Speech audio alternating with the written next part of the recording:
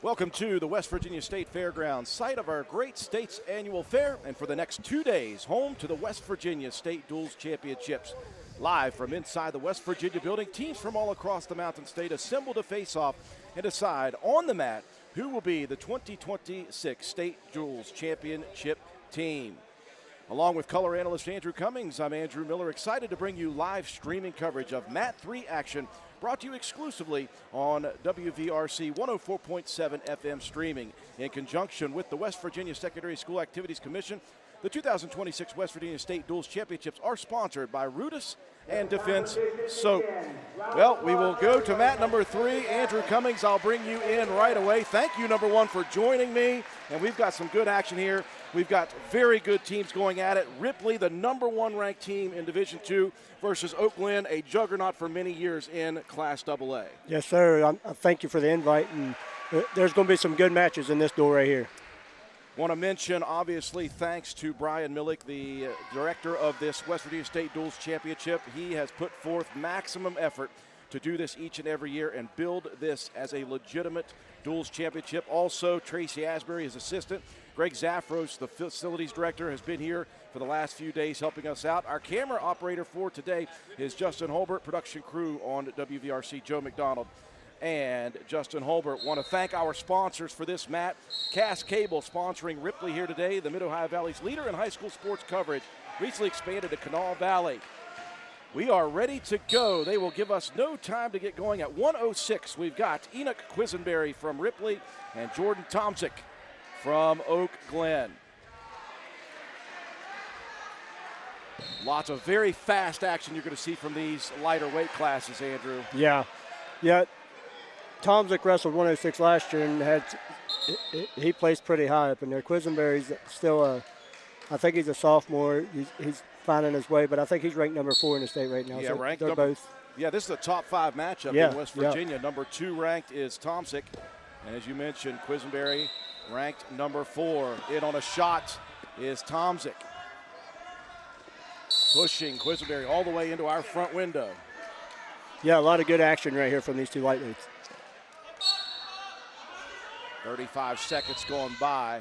Little feeling out process. When you talk about top 5 matchups, Andrew, if you haven't seen each other a lot, you really are kind of cautious at times. Yeah, they want to get a feel of what the other guys' setups are, and a good way to get in on their shots. They want to fight hands. Tomczyk just got to take down on Quisenberry. Nicely done there. Tomczyk got in on that deep single and then lifted. Quisenberry did a good job on his feet trying to keep his balance. Yeah. The two edging towards the side of the mat.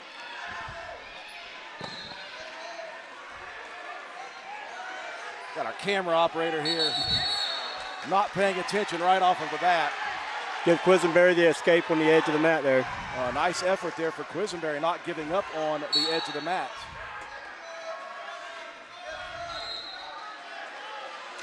Tomczyk once again, though. Back in deep on that single. Yep.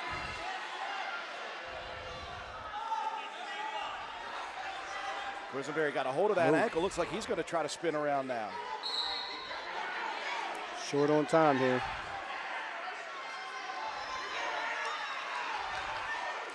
There's 15 seconds left. He just got the takedown. Quisenberry got the takedown. Nicely done, taking the lead here late in period number 1. Again, 106-pound weight class. Nice return to the mat to finish off. Way to score at the end of the match. So we were correct, 4-3. Right. I'll make sure, thank you to Bobby Jenks, our official, for mat number 3 action. Again, all 4 mats going on here. Independence and Kaiser in round 1 on mat 4 to our right. Behind us, Williamstown and Point Pleasant. And that's on mat 1. Mat 2 to our right and behind us, Herbert Hoover and Moorfield going at it. Tilt opportunity here for Tomczyk. Quisenberry get the reversal. And he has got Tomczyk in a pin position here.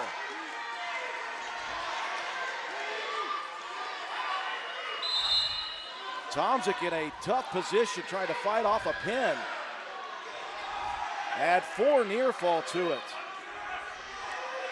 Quisenberry's wrestling tough here.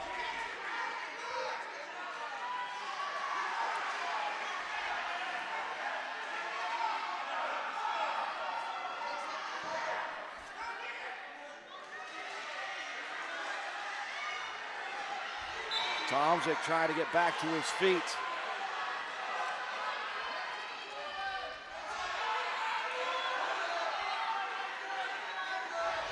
Got an issue with our scoring right now. We will get it to you in a second. It's 10-3 for Ripley's Enoch Quisenberry.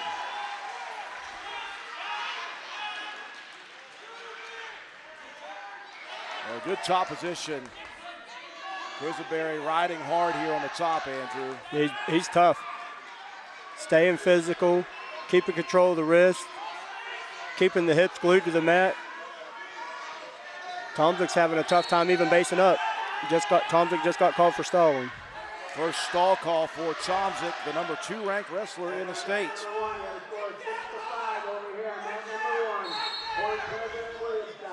Quisenberry being very active.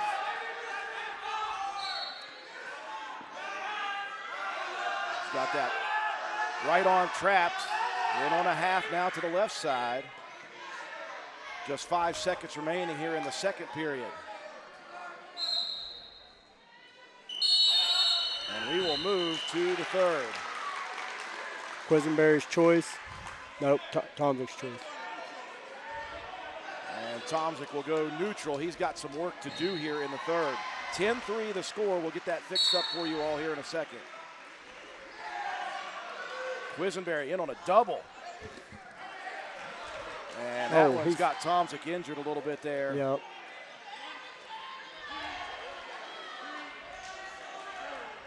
(13-3). 4 near fall on its way as well for Quisenberry. Or wait, maybe not 4.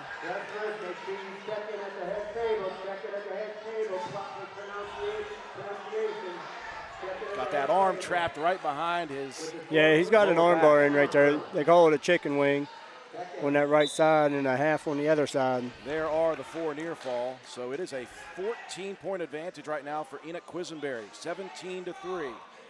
One more point and he'll have the tech fall.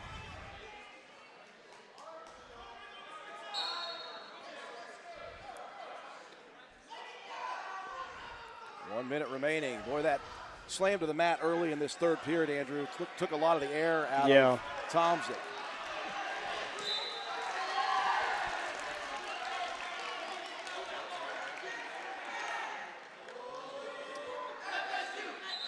.45 seconds remaining here in the third. Quisenberry's had a couple big takedowns, Andrew, and he has ridden well from top. Yeah, he's really tough on top. He's not letting Tomczyk get his hips off the mat at all. And again, as you said, that wrist control. Now grinding on the back of the head here of Tomczyk. Staying in really good position. Controlling the hands of Tomczyk. Tomczyk can't even get to his base right now. We're at the 106-pound weight class, first match here. And there is the stall. tech fall. And that is a tech fall victory for the number 4 ranked wrestler, Enoch Quisenberry, at 106 pounds.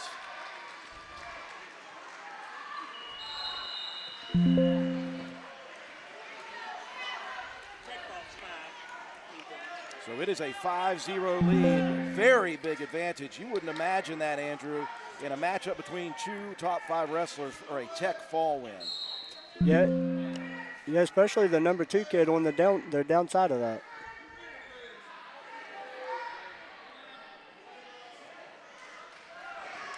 At 113, no wrestler here for Oak Glen, so a 6-point victory for James Starcher. Yeah, that makes it the team score right now 11-0. Ripley over Oak Glen right now. So we'll move up to 120 pounds. And again, a top 10 matchup for Ripley. Terry Osborne ranked 2nd in the state at 120. And for Oak Glen, Micah Julian ranked 7th in the state.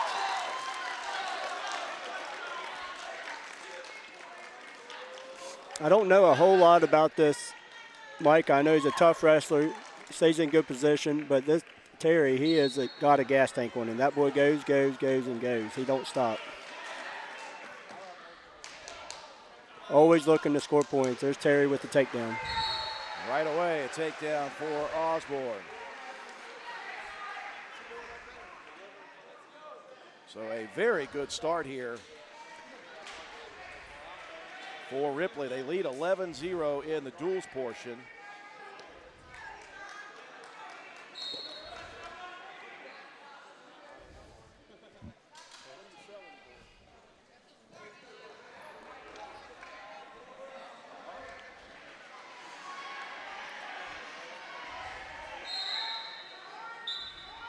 Once again, the Ripley wrestler on top, Andrew, just riding real heavy.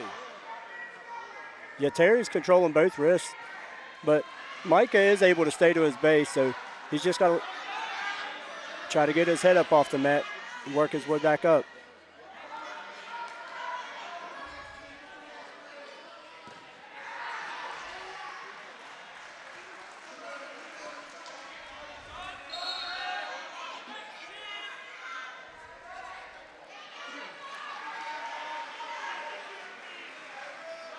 Osborne, just as we saw Quisenberry at that 106 weight class, got that early takedown here in the first, and it's just ridden throughout to right at the edge of the mats, and finally they will head out of bounds.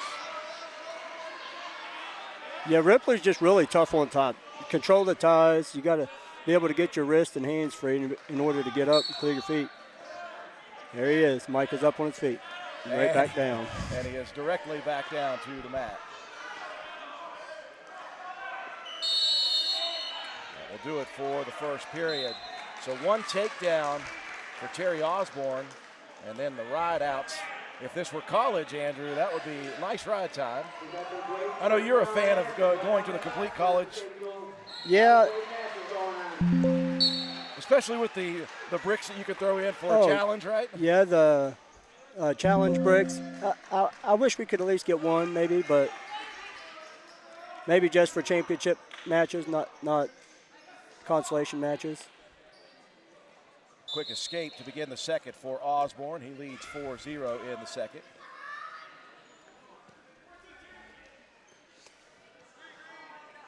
Looking for him to re-attack. He don't usually hold on to a tie-up very long.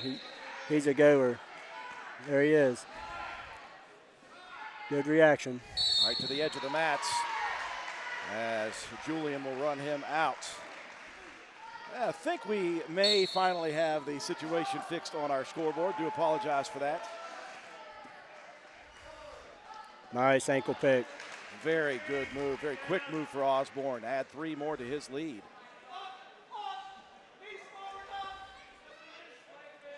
You think about this Ripley team, they have built up over the last couple of years, Andrew, and again, they're the top team in Division II this year right now in the state. Yeah, as I look down this list, they've got just about everybody in their lineups ranked in the state right now.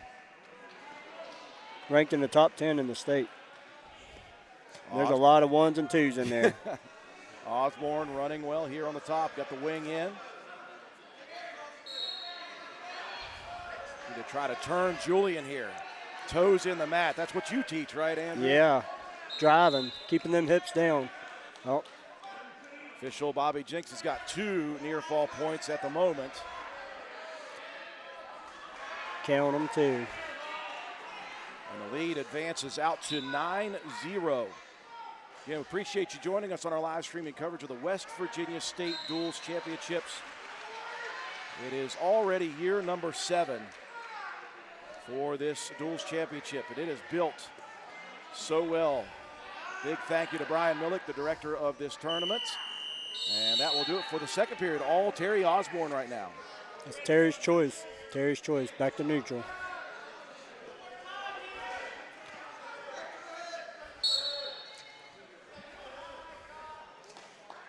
Right now, Terry's got the opportunity to get more bonus points for his team. He's already at a major decision right now as long as he keeps the points going in the right direction. Well, this Ripley team has already gone through the fire this year. You think back a couple of weeks ago, they traveled to Williamstown, facing the number 2 team on Williamstown's home turf, and Ripley with a big duels victory in that one. Yeah. Williamstown also qualifying for the State Duels Championship. They are on mat 1 behind us right now, wrestling against Point Pleasant.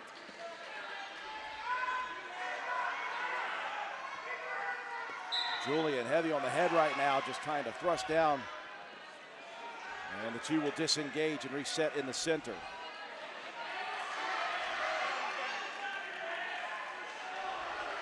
Well, it's tough when you're down like this for Julian. You know, he's a good wrestler, but he just hasn't found any openings on Osborne. And there's a counter and another takedown for Osborne.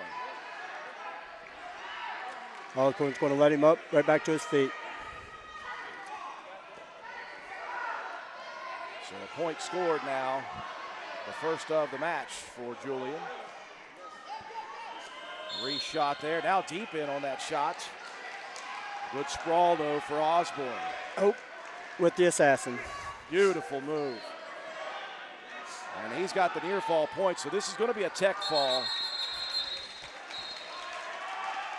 Boy, what a performance by Cherry Osborne at 120 pounds. A tech fall victory adds 5 more to Ripley's total. They lead this one 16-0. This is another stud for Ripley. Coming in at number 4, I believe. Ethan King's a pretty physical wrestler.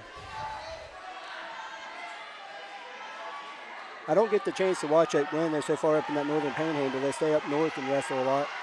But they're always tough, and they usually keep the matches pretty close. They try to keep the matches close so they can get a win, sneak a win out here and there. But they are always really strong and competitive wrestlers.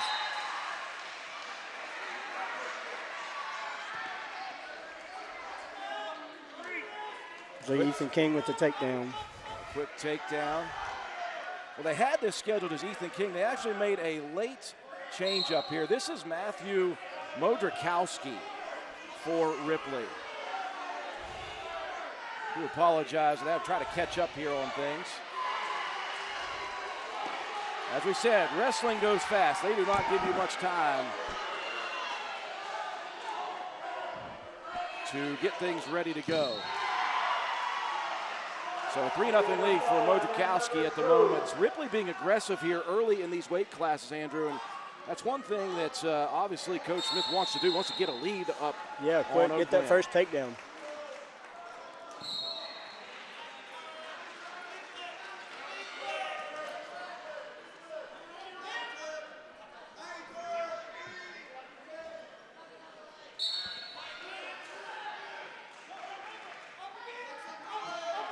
Now, we did have Ethan King scheduled there. He was the number 4 ranked wrestler at 126 in the state, but he is not in the lineup. Modrikowski for the Vikings, and he's got our stall warning here for Modrikowski. Yeah, that's just for throwing that leg in whenever he gets to his feet. He's got to throw it in before he comes up if he wants to put that leg in. I'm impressed with these Viking wrestlers when they get that top position, the way they ride. They can get very difficult for the Oak Glen wrestlers.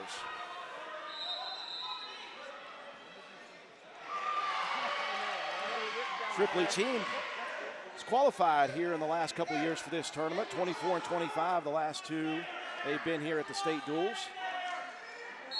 Oak Glen, meanwhile, they qualified in the inaugural year in 2020, and then 23, 24, and 25, they've been here for the last 3 years straight. Obviously, you talk about Oak Glen, you talk about that run of 13 straight that they had in the 90s up into the early 2000s. Yeah, Oak Glen had a lot of studs, and a lot of them come back and coach for a while. Jesse Mahan coached there for a little while, and they had a lot of former state placers come up and help coach for a while, and they done a really good job of keeping that program going. Modrikowski riding out the first period. Nice little move, though, by Eckelberry at the end, trying to get a little bit of a tilt action at the end defensively. Move to the second period, 3-0 the Viking wrestler. And if you're looking for the team score, look at the bottom left of our corner. Ripley at the moment, 16-0. Got a victory by Quisenberry at 106. James Starcher at 113 got the forfeit victory, and immediately the near fall points on their way. Modrzewski with a nice turn there. Had a cradle in for a second.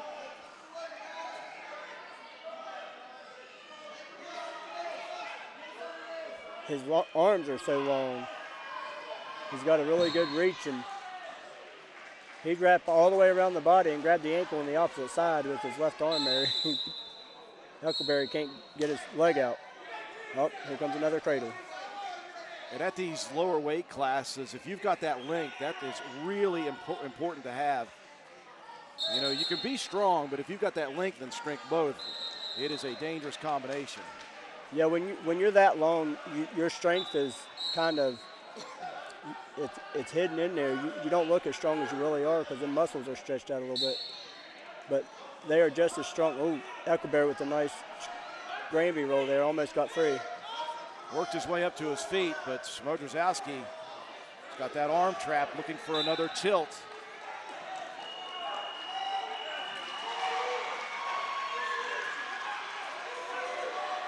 Huckleberry trying to avoid it. He is right about that position to turn. There goes Bobby Jenks, the official. And we've got 4 near fall coming here. It's going to be an 11-0 advantage for Modrzewski. Or Modrzewski. I'll get that one right eventually. 4 more near fall. Working to the edge. Here is a pin opportunity, and there it is. A big victory for Matthew Modrzewski.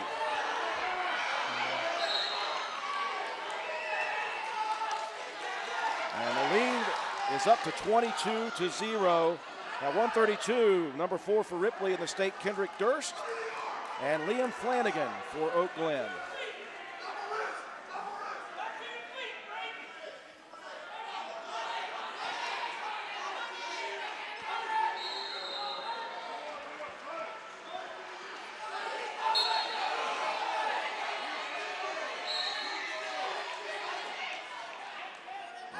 Underway here at 132 pounds.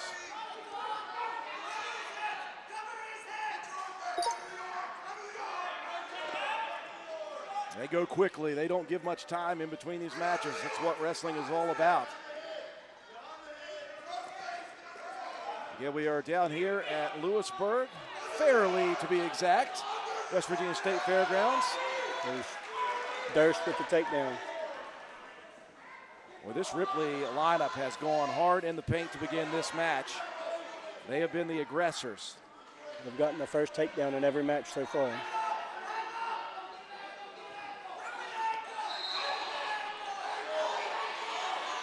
Durst looking for a cradle opportunity.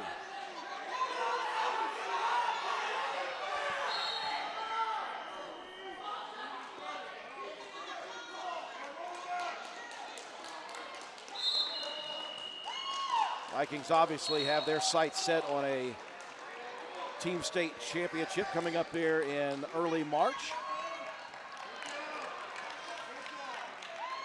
They have switched over, you know, we've been so used to AA, single A, and then AAA, but with quad A coming into it, they've changed it to Division II and Division I. Some of these traditional Class AAA teams are with us in Division II, Ripley being one of those. Yep. Oak Glen was up there a few years. Right after that big, long stretch, they had 13 years winning the states in a row. Then they went AAA, and then they come back down to AA. Ripley again, no team state titles so far, no duals championships so far, but again, they're coming in as the #1 team in the state in this Division II. Durst again looking for that cradle. Got it locked up. Gonna stick the knee right into the hip.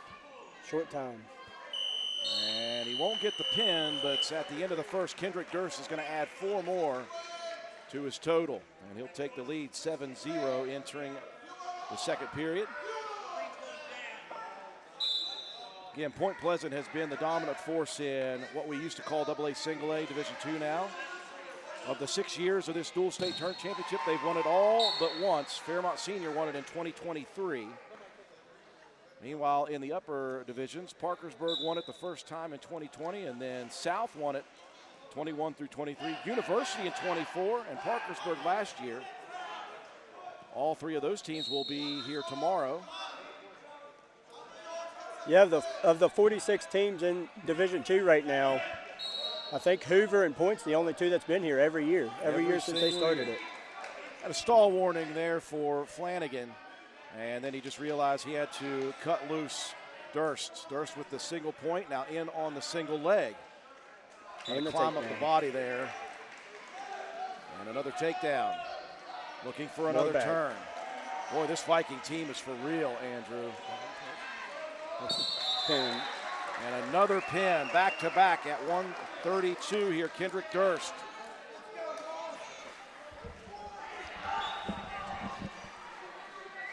(28-0) is your score. And we move up to 138, ranked number 2 in the state of West Virginia from Ripley, Lars Cooper. He'll face off against the 8th seed at the moment, Caden Spencer. Yeah, I tell you what, Lars has really impressed me this year. He's come away with some close matches. Down at WSAZ's last week, he beat Devin Hensley in it wasn't a high-scoring match, but it was pretty definitive. He kept control of that match pretty much the whole time, constantly shooting, stays aggressive. He's done well in high school. Vikings with a commanding lead in the duels portion of this. The winner of this one advancing, and they'll move over to mat 2. Here is Cooper with a first takedown. That has been the name of the game here for the Vikings. Spencer quickly back to his feet for a second, then return to the mat. And the two will head out of bounds. So on the opposite side of this bracket, we've got Kaiser and Independence. The winner will advance to face the winner of Ripley and Oak Glen. The loser will drop down in the consolation bracket. On mat number 4, face off against the loser of Kaiser and Indy. Cooper with the takedown, or the escape.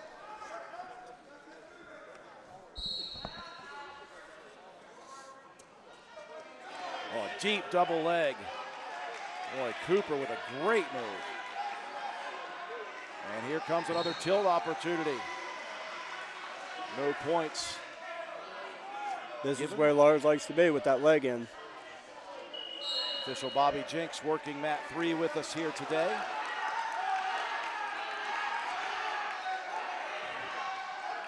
I tell you what, this is a pretty veteran group of officials we got today.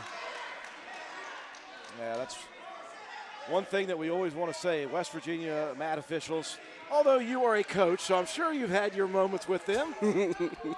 But yeah, some of the best. They do a great job. Spencer to his feet. Looking for another escape. Run out of bounds, though, by Cooper.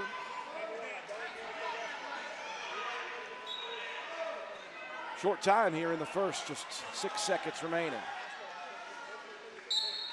We appreciate everyone tuning in to watch us here on mat 3. If you are looking for Williamstown or Point Pleasant, head on over to our mat 1.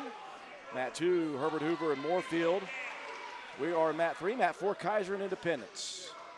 As we move to period number 2 here, we're at 138. Ripley with a commanding dual lead at the moment, 28-0. Lars with the reversal. Half. But Spencer tried to roll through, almost did. Cooper caught him, though. Cooper looking for another pin for the Vikings, just sinking in on this head. He's going to lift on it. He's got it deep. Official Bobby Jenks, ear to the mat. And there is another pin for the Vikings. Wow. Boy, Ripley has come to battle here tonight. Leading 34-0. Quickly we move to 144 for Ripley, ranked 4th in the state, Mason Filial. And Wyatt Wilansky, ranked number 3, a top 5 matchup. Yeah, this is 3 versus 4. This will be a good match right here. Walensky's a tough kid. I watched him wrestle at States a lot over the past 2 or 3 years, and he's always tough.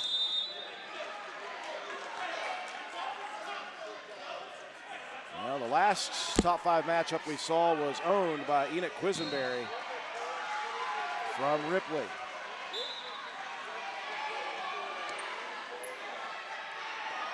Filial on the first shot attempt.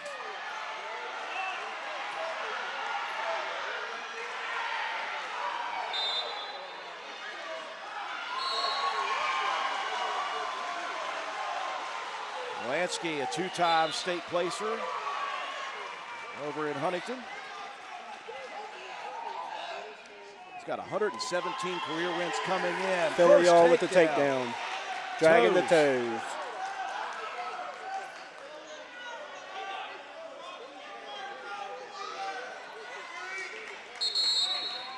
And the first stall warning dished out there to Filial. Yeah, he was just hanging out on the legs too long. He's got to climb up and get control of his hips. Trying to drag him back in. That's something that you've seen over the last few years with the officiating crews. I know that there's been a heavy emphasis on not letting top wrestlers stall a bunch. Right, they're making them work towards a pin, making them work a little bit more, not just holding on. And of course, when they get to their feet, if you're on top position, you don't have all the time in the world to hold them. I'm pretty sure the rule is you pretty much just have to be in the action of trying to return them. You don't have to actually return them. You just have to be in the action of trying to return them, not just holding them there. You got to be actually trying to return them to the mat. 144 pounds right now. The Vikings all over this duels meet, leading 34-0. Walensky with the escape. First point scored for Wyatt Walensky.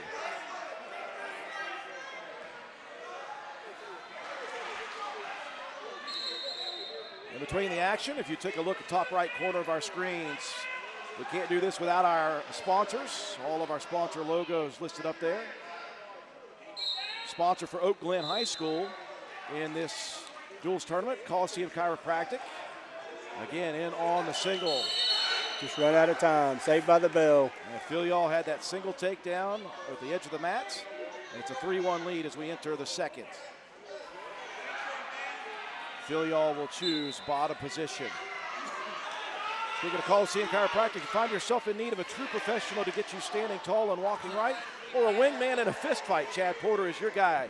Just kidding on the fighting thing, but seriously, we want him on our team. Thank you to Chad, and let's not forget Gary Porter for making Chad. Thanks for your contribution and your commitment to the growth of the world's oldest and greatest sport of wrestling. That is Coliseum Chiropractic, our Oak Glen sponsor. Ripley being sponsored, by the way, by Cass Cable. Lansky riding hard on top. Looking for the turn, Andrew. Ripley's getting the reversal right here. Filial got the reversal in the Peterson position, getting back points right now. Filial just looks unbothered right now. No, he'll hold on to that position all period if he can. A hard crossface by Walensky, though. Yep. Near fall, though, coming here as soon as they switch positions. And there it is. About to give Walensky the reversal now. And Walensky with the reversal. Lots of points being scored here early in the second.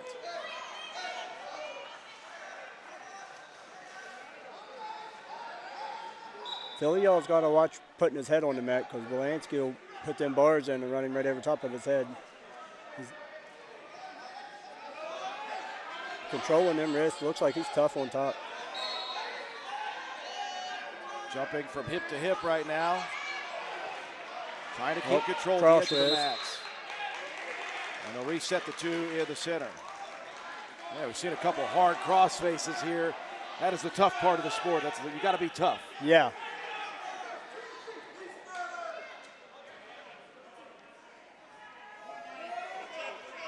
.32 seconds remaining here in our opening round of this Duels Championship, 7th year for the West Virginia State Duels. It is built from that first year at the Greenbrier Resorts. Walensky's got Filial. Oh, he had him. Looking to run it. He had both those wrists locked up. Well, he had a half on the left side, and then Filial pulled the half out. Short time here. Wolanski looking for another turn. Just can't get him quite where he needs him. Oh, Wolanski, though, being Runs very out of time. aggressive. Saved by the bell again. You like to see that from Wolanski right now, trailing by 6. He's really forcing the issue. Yep. We'll go neutral. But down 6 with the scoring as it is nowadays, when you get 3 for the takedowns, that's a big opportunity. Yeah, you get 3 for the takedown. You can get 4 near fall. That's a 7-point swing right there. Feet to back, it's a 7-point swing. And the lead right now for Mason Filial is 6. Filial, he doesn't seem like he's attacking like he was. Wolanski. Oh, back deep on a double. Very fresh. Maybe Filial playing a little bit of, I'm faking like I'm a little tired right now. Yep.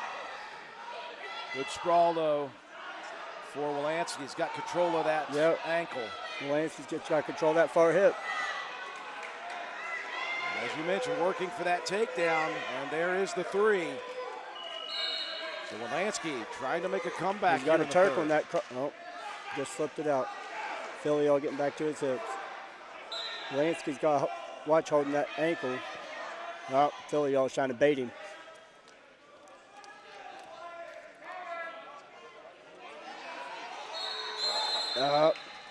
Just got Wolanski for a full Nelson. So legal hold. Filial gets another point.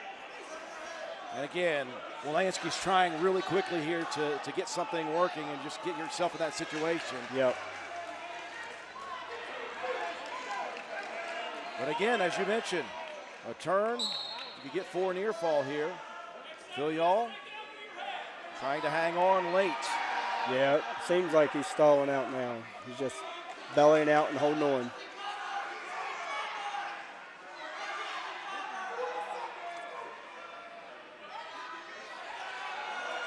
With the lead.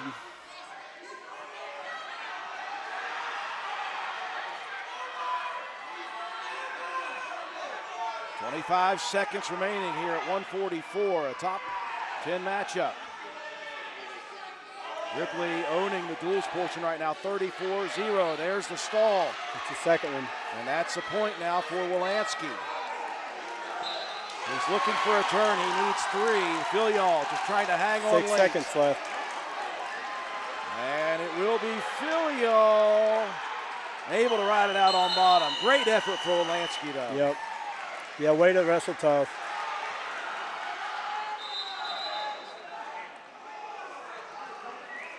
$37-0 is the score. Bumping up to 150, number 1 in the state in this division for Ripley, Carter Price. And I don't have one listed here at 150, but they do have one. Who do we have at 150 for 57? Or is it 157? 150. Who's Oakland? Okay. Klein. Okay, Klein. Sorry about that, folks. Isaac Klein. And number 1, Carter Price. They just don't give us any time, do they? Price with a takedown very quickly, going with the turn quickly. Price is so tough. Looking for the pin here. Ripley's only been here a couple years, but Price has been here all 4 years of his high school career. And he has got Klein in a pickle. And there's the pin. That's why he's number 1, Drew. A first period pin for Carter Price. Quickly to 157, number 6 in the state, Jay Starcher for Ripley. And number 10, Parker Boyce for Oak Glen.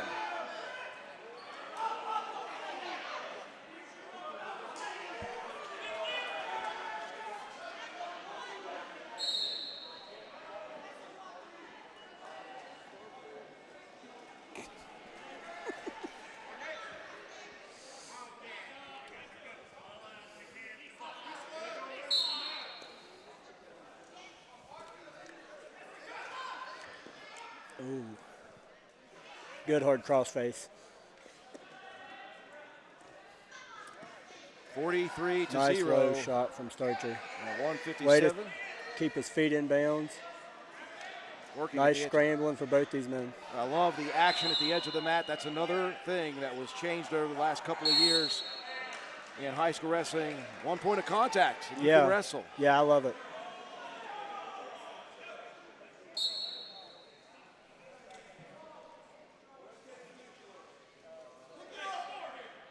Again, Starcher, the 157 for Ripley, ranked number 6 in the state. Boys ranked 10th. And there's the first takedown for the Vikings. Yeah, boy's trying to scramble there, and he just didn't catch the leg on his way through. Again, the winner of this one advances to move to mat 2 to face the winner of Kaiser versus Independence. Williamstown versus Points. Herbert Hoover versus Moorfield over the first couple of matches. Again, I do believe those two could have sat in our laps right there. They were right on us.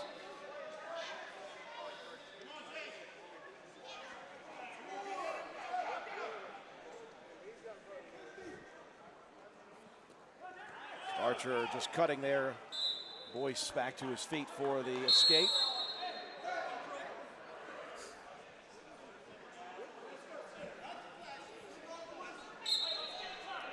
We appreciate our cameraman, Justin Holbert, over there. He's multitasking, working all of our streams as well. He loves it when we mention his name on streams. And by loves it, he can't stand it when we do it. Looks like Starcher caught a thumb to the eye right there.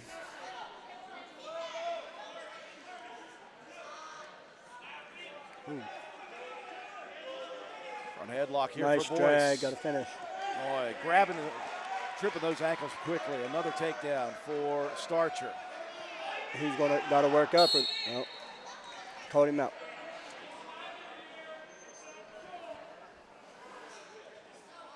(6-1) the lead here for Jay Starcher. Got 3 of them. They got James, Jason, Jameer Starcher here for Ripley, all in the starting lineup. See Jameer at 175 here in a couple matches. Starcher's going to have to work up. We'll call him for stalling. Yep, there it is. Right at the end of the first period. It's like you've seen wrestling before, Andrew. Walensky's got to watch running out of bounds like that, too. They'll get him, too. He's trying to get his legs free, but he's got to circle and not just go straight for the out-of-bounds line. Starcher going to choose bottom position here to begin the second period. As that 6-1 lead.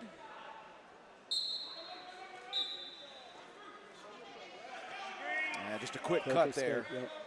Boyce doesn't want to waste a whole lot of effort. He tried to get control of that wrist on his way up and just missed it. Slipped out. Starcher's great with that slide by. As soon as you try to catch that front headlock, he's going. He'll cut once again, working towards the edge of the mat. Starcher feeling confident here. He sees something, feels something that he likes. Yep. Lead is 10-2. In on what a a misdirection single. Wow. Way to move. Pick that ankle. Didn't get it. He's not giving this takedown yet. Looking for the trip. Nothing yet. Well, he had to work hard for it, but they'll get the takedown for Starcher. Boyce, you could see the frustration there. Yep. As Boyce got back to his feet. Starcher's just going to let him up. Starcher looking to add a point here. He's got what would be a major decision at the moment.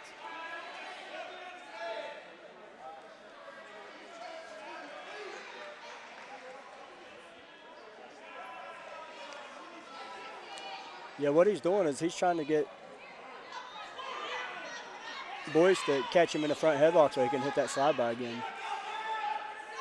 Just kind of dangle it out there. Yeah, he's taking low single shots, trying to get him to sprawl back, catch that front headlock, because he's hit that drag 3 times on him. See? In deep on the shot once again. At the back door. He'll elevate. Nice scramble. Keep it. Nice job by Boyce grabbing that ankle. Yep. Got to get his leg back. Might call potentially dangerous here. All right, a little funk wrestling there. How about that, Andrew? Boyce kept that hand on the ground, and he was able to transition that move nicely. Might call a stalemate here, potentially dangerous, or he's going to let him wrestle through it. 15 seconds left in the period. And Boyce trying to free that leg, but Starcher's got a death grip on it right now. 5 seconds left here in the second. Something. You get it. Well, give credit, I think, to Bobby Jenks for letting them work through that a little bit.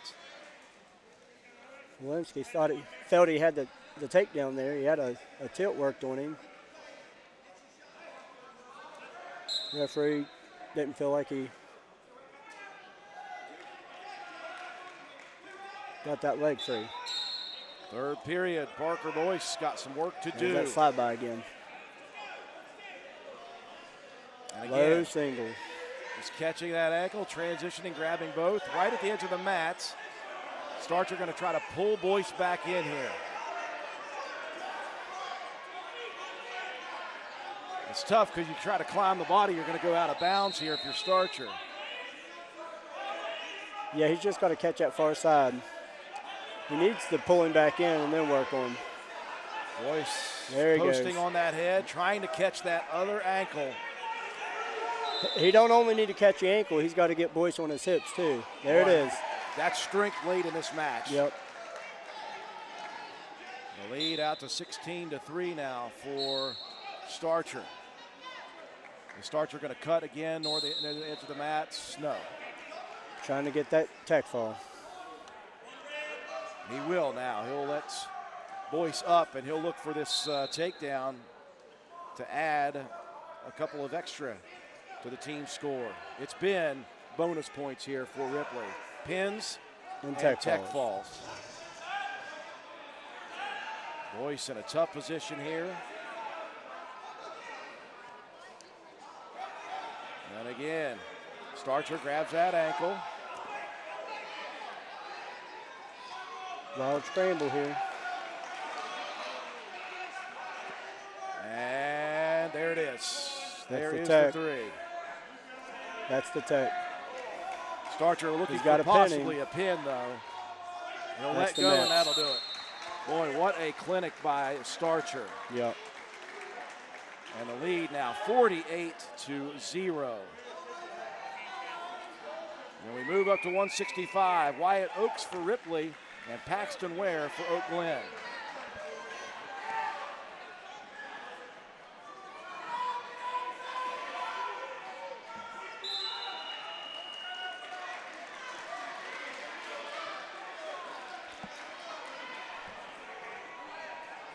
Under 65 pounds. Neither of these two top 10 in the state.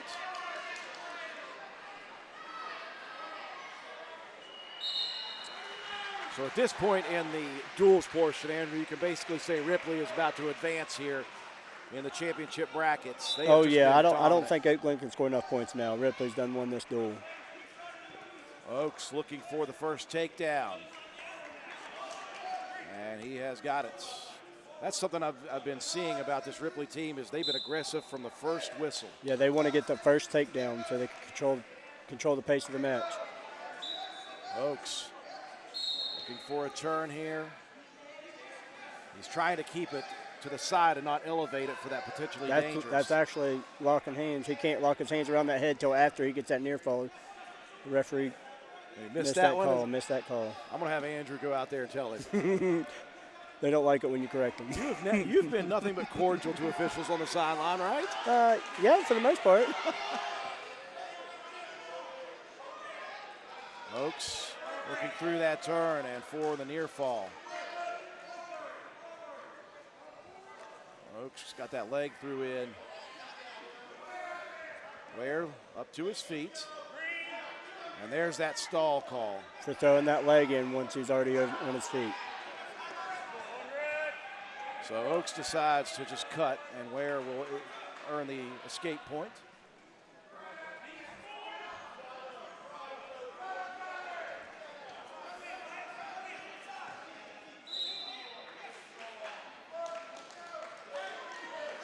Two working to the edge of the mats. Well, you look over our shoulder, and that Moorfield and Hoover matchup is already finished, completed on mat 2. Yeah, they've been finished since our 144 match. It's been a quick one. Second period action now. Wyatt Oaks for Ripley leading over Paxton Ware from Oak Glen.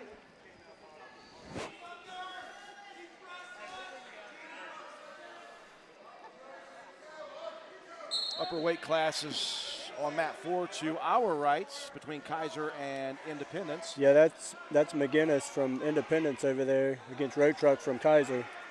Road Truck here today has the opportunity to be the all-time wins leader in Kaiser history. He just needs one win. Got his 150th win, by the way, earlier this season. Yeah, he's a tough kid. Ranked number 3 in the state right now, I do believe. Oaks working for another takedown opportunity here in the second. They're trying to fight it off and square up a little bit here.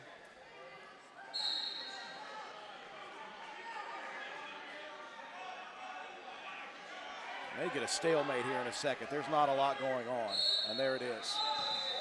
Good call. Don't waste no time on that clock. Get them moving. That's one of the few good calls I ever make, Andrew Cummings.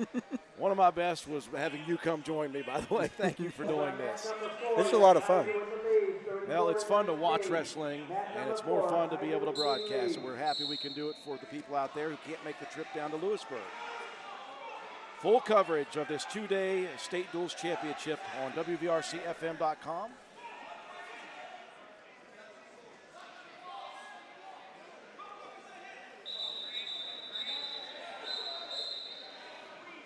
We're trying to work up the body, but a body lock here. We're going to get another stalemate call right here. Yep. Official Bobby Jenks looking at it.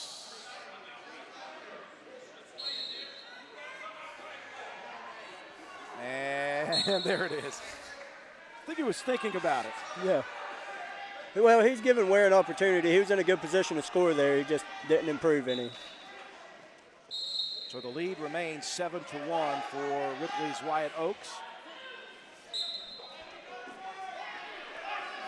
20 seconds remaining. Oaks quickly threw the hook in, got control of that left arm. And there's potentially dangerous. Hard not to look over at that matchup over on the right screen. McGinnis with a I can't be calling that matchup, sorry folks. If you're looking for that one, go to our mat 4 stream. Ware trying to work through here and get himself a takedown late in the second period. Good job, though, by Oaks grabbing that leg, Andrew, and holding on. Yeah, Ware was trying to get that reversal. He was wrestling tough, moving quick. Over on mat 4, John Penna, Matt White calling the action. Our mat 2 crew is Alan Tanner and Coach Jason Nichols. And on mat 1, the championship mat, our good buddy Macho Bob Roberts.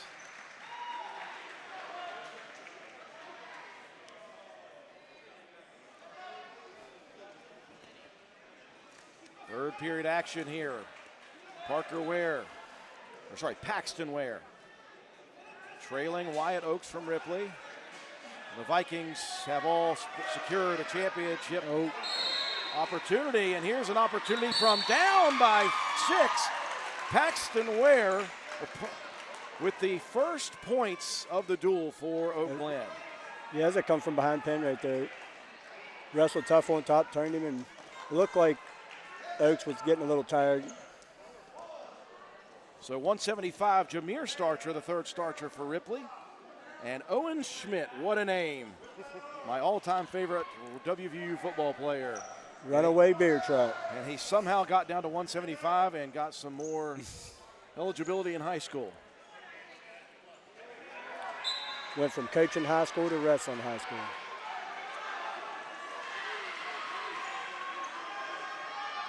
We're at 175 here.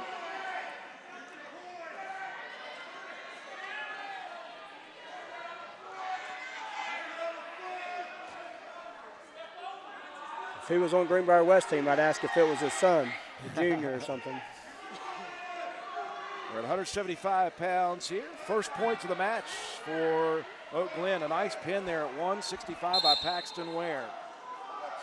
Ripley leading 48-6. If you're looking for the team score, by the way, folks, look at our scoreboard at the bottom. You'll see Oak Glen and Ripley. As Starcher looking for that first takedown at the edge of the mats.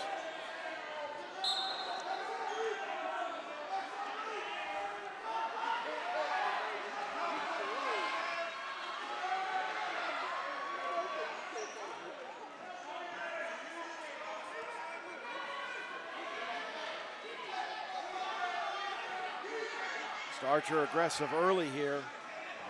A couple of takedown attempts. Good defensive wrestling move for Schmidt.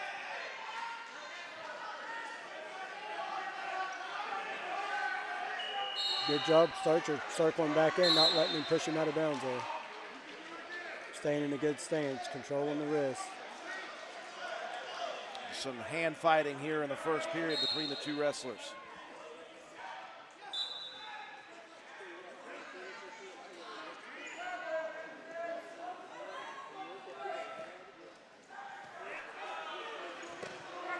No score at the moment. We're on mat number 3.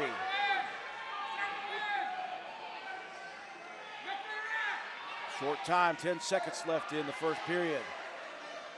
Schmidt trying to go for the double as the two go out of bounds with 4 seconds remaining. We want to thank our team sponsors for this matchup. Cass Cable from Ripley and Coliseum Chiropractic for Oak Glen as we move to the second. Cass Cable, Mid-Ohio Valley's leader in high school sports coverage, recently expanding to the Kanawha Valley. Special thanks to Ronnie Burt and Brian Guthrie for helping bring wrestling broadcast to life. If you're in need of an internet and or cable TV provider or even phone service, give Jim Karanis a call over at Cass. They've got you covered. Be it commercial, residential, not the biggest, but definitely the best. Cass Cable. Beginning the second period as Schmidt choosing bottom position here. No score at the moment at 175.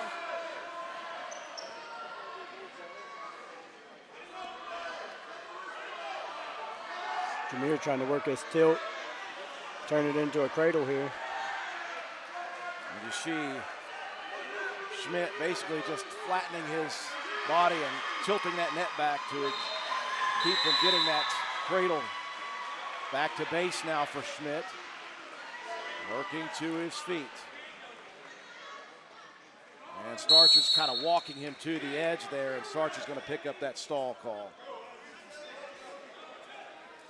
That's such an interesting call for officials to make, is it's on the defensive wrestler or the guy with top position. Yeah, that's a judgment call.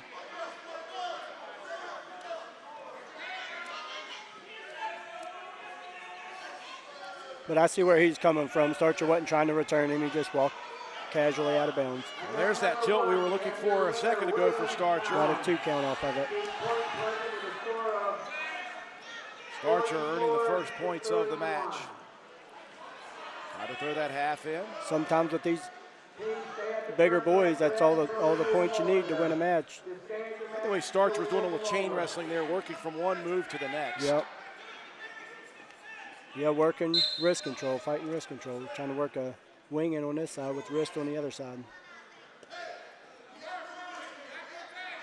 Great action, great coverage by our cameraman, Justin Holbert. Doing a tremendous job. He's going to walk off the job if I keep calling his name out. Starcher looking to walk across and get the takedown, or the turn. Caught the arm as Schmidt was trying to roll through. Late time, no pin, but we've got near fall coming though. As Jameer Starcher earning the 4, leading 6-0 as we enter the third. Starcher choosing down. Yep, changed his mind. He wanted top. He found some success there in that second period with the turns. Yeah, Coach Smith talked him into changing his mind.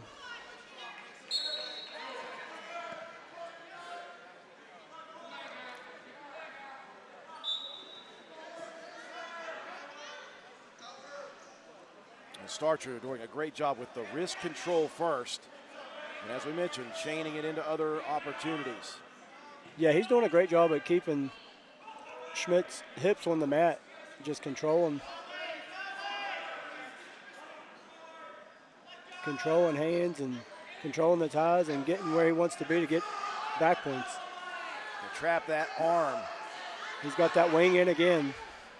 We'll try to work that underhook on the far side and run that wing. A step across, big toes into the mat, big steps. Here comes the turn. Starcher looking to add to it for the Vikings. And there is another pin for Ripley. A third period pin for Jameer Starcher. 3 matches remaining at 190 for Ripley, Bryson Schaefer, and Mason Lamp for Oak Glen. The lead is 54-6 now for the Vikings. Yeah, right now you can really see Ripley why they're ranked #1 in the state right now in Division II. The Vikings have been aggressive since the onset. That first matchup between the top 5 wrestlers, Enoch Quisenberry with the big victory over number 2 Jordan Tomczyk, kind of set the tone for the Vikings here in this duels. And right away, offensive-minded. Takedown for Schaefer. Lamp back to his feet with a cut. There's another takedown and another cut. I got to tell Schaefer to calm down here. I can't keep up.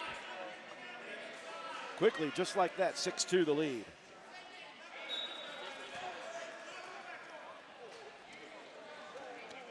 Lamp slapping at the forehead here of Schaefer, trying to slow him down maybe a little bit.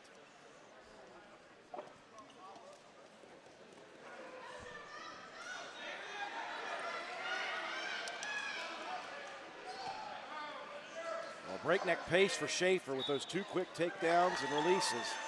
Now they're starting to do the feeling out process.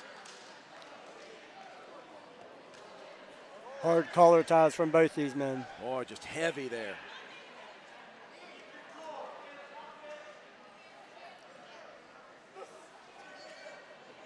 Lamp really heavy on the back of the head that time. Getting a little physical with the headbutt.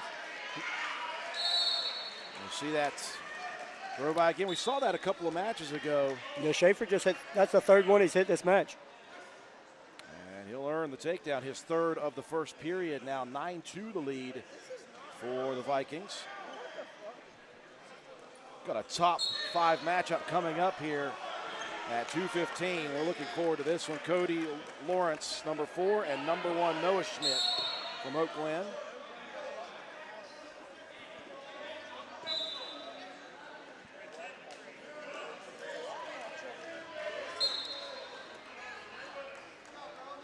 Lots of action. 3 takedowns here in the first for Schaefer. Strong return to the mat on Lamp from Oak Glen.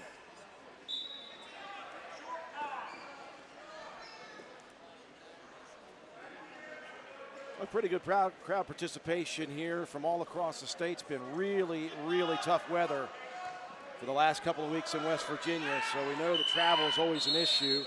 But a lot of people making the trip here to Lewisburg. Second period action. And Schaefer going to choose neutral here to begin the second period.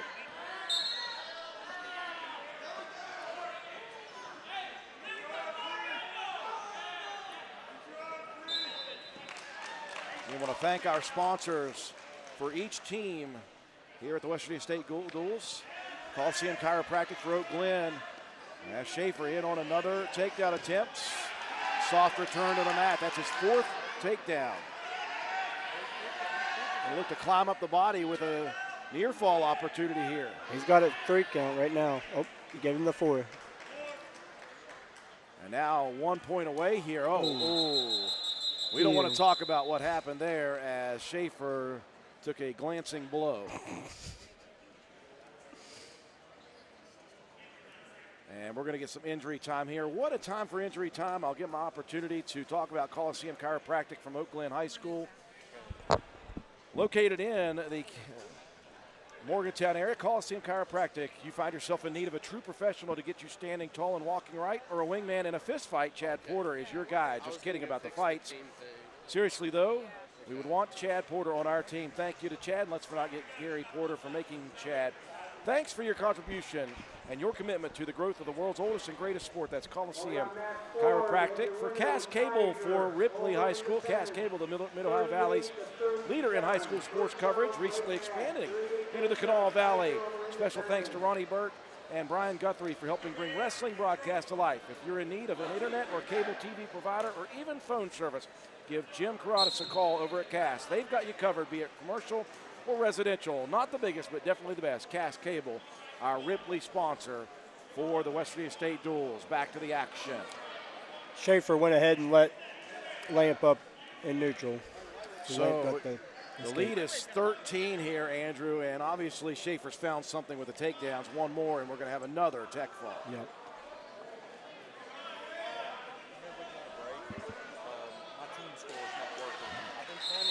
That's it.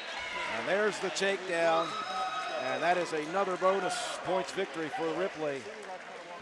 It is a 59-6 lead now, and now we've got a big one coming up here at 2:15.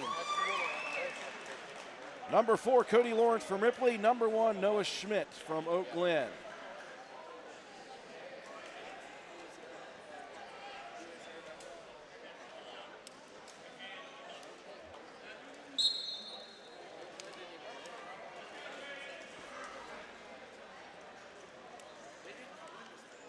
Looking forward to a good battle here.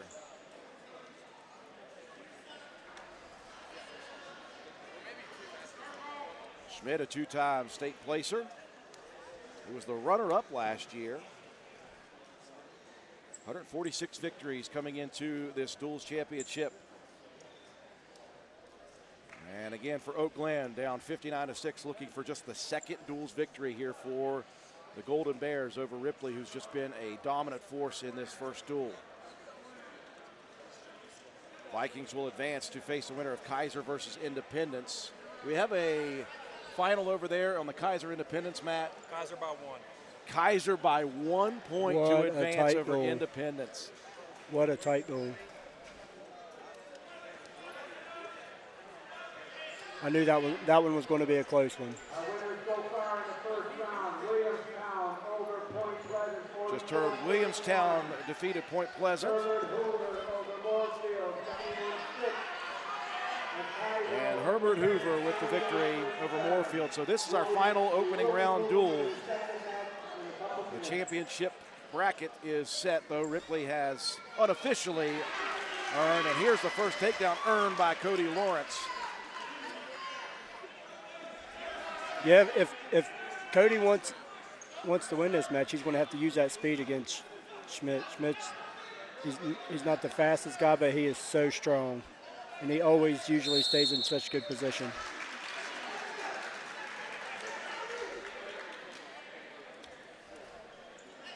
Two will re-enter the center. 17 seconds left of the period.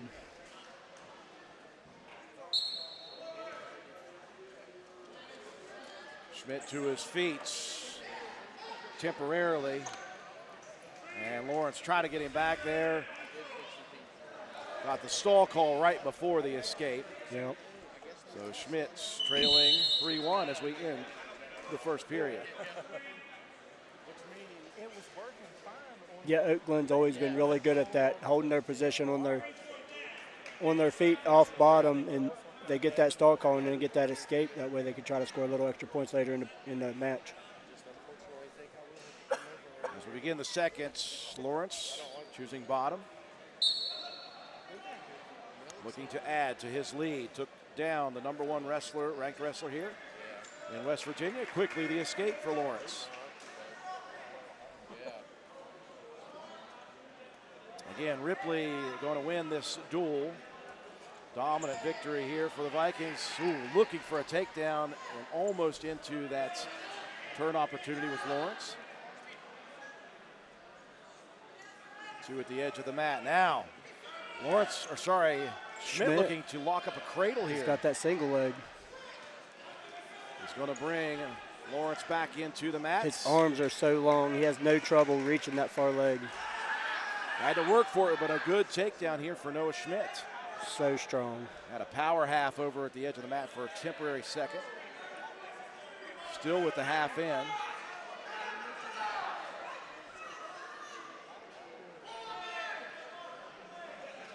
Official Bobby Jenks down in front, buddy. Let's just say official Bobby Jenks, this is not the side he wants on the match there as they enter the finals. We just have to take our word for that. It was, they were out of the mat.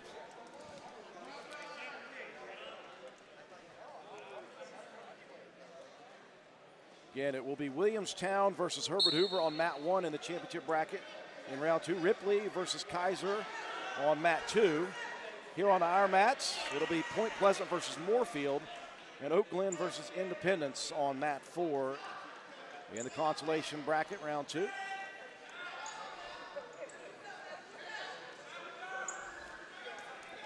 Boy, nice trip there. Lost the foot trying to keep his feet in bounds. You just mentioned the length there of Noah Schmidt. Look at his arms. Those So things long. are long.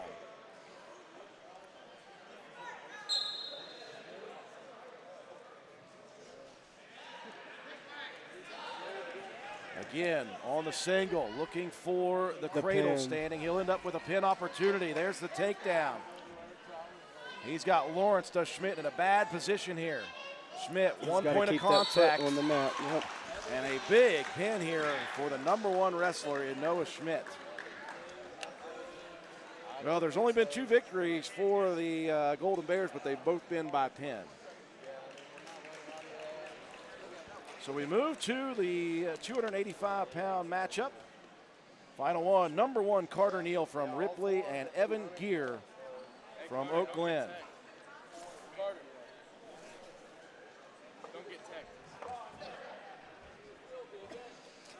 Yeah, we go from Owen Schmidt being tall and long to now Carter Neal being tall and long. This boy is phenomenal. He won WSAZs last week without even having a tough match. And that is a terribly difficult tournament to win.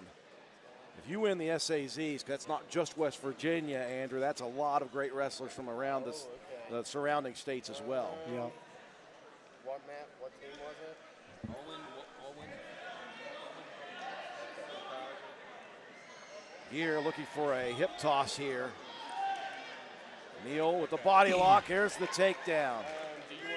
Gear nicely recognizing, gets turned, flips those hips to get down. You don't see a whole lot of heavyweights tall and long enough to put in legs against people that big, but Carter Neal is able to do it. And he's got a pin opportunity here. Trapping that arm. He's just going to squeeze down on Gear here. Is it going to be an early quick pin here for number 1 Carter Neal? It will be. And the final score here will be Ripley 65, Oak Glen 12. And the Vikings hold serve. Andrew, that was a dominant performance here in round 1 for Ripley. Yeah, Ripley come out, I'm pretty sure every match they won, they scored the first takedown. And I wouldn't doubt if the matches they lost that they didn't score the first takedown as well. I know the 215 match they did. And I'm pretty sure. So the quarterfinals are over. The semifinals are set. In the championship bracket will be on mat number 1, Williamstown versus Herbert Hoover. On mat 2, Ripley versus Kaiser in the championship rounds. Consolation bracket, mat number 3, Point Pleasant versus Moorfield. And mat number 4, Oak Glen versus Independence. Stay tuned, folks. More coverage from Lewisburg and the West Virginia State Fairgrounds. It is the 2026 West Virginia State Duels Championships.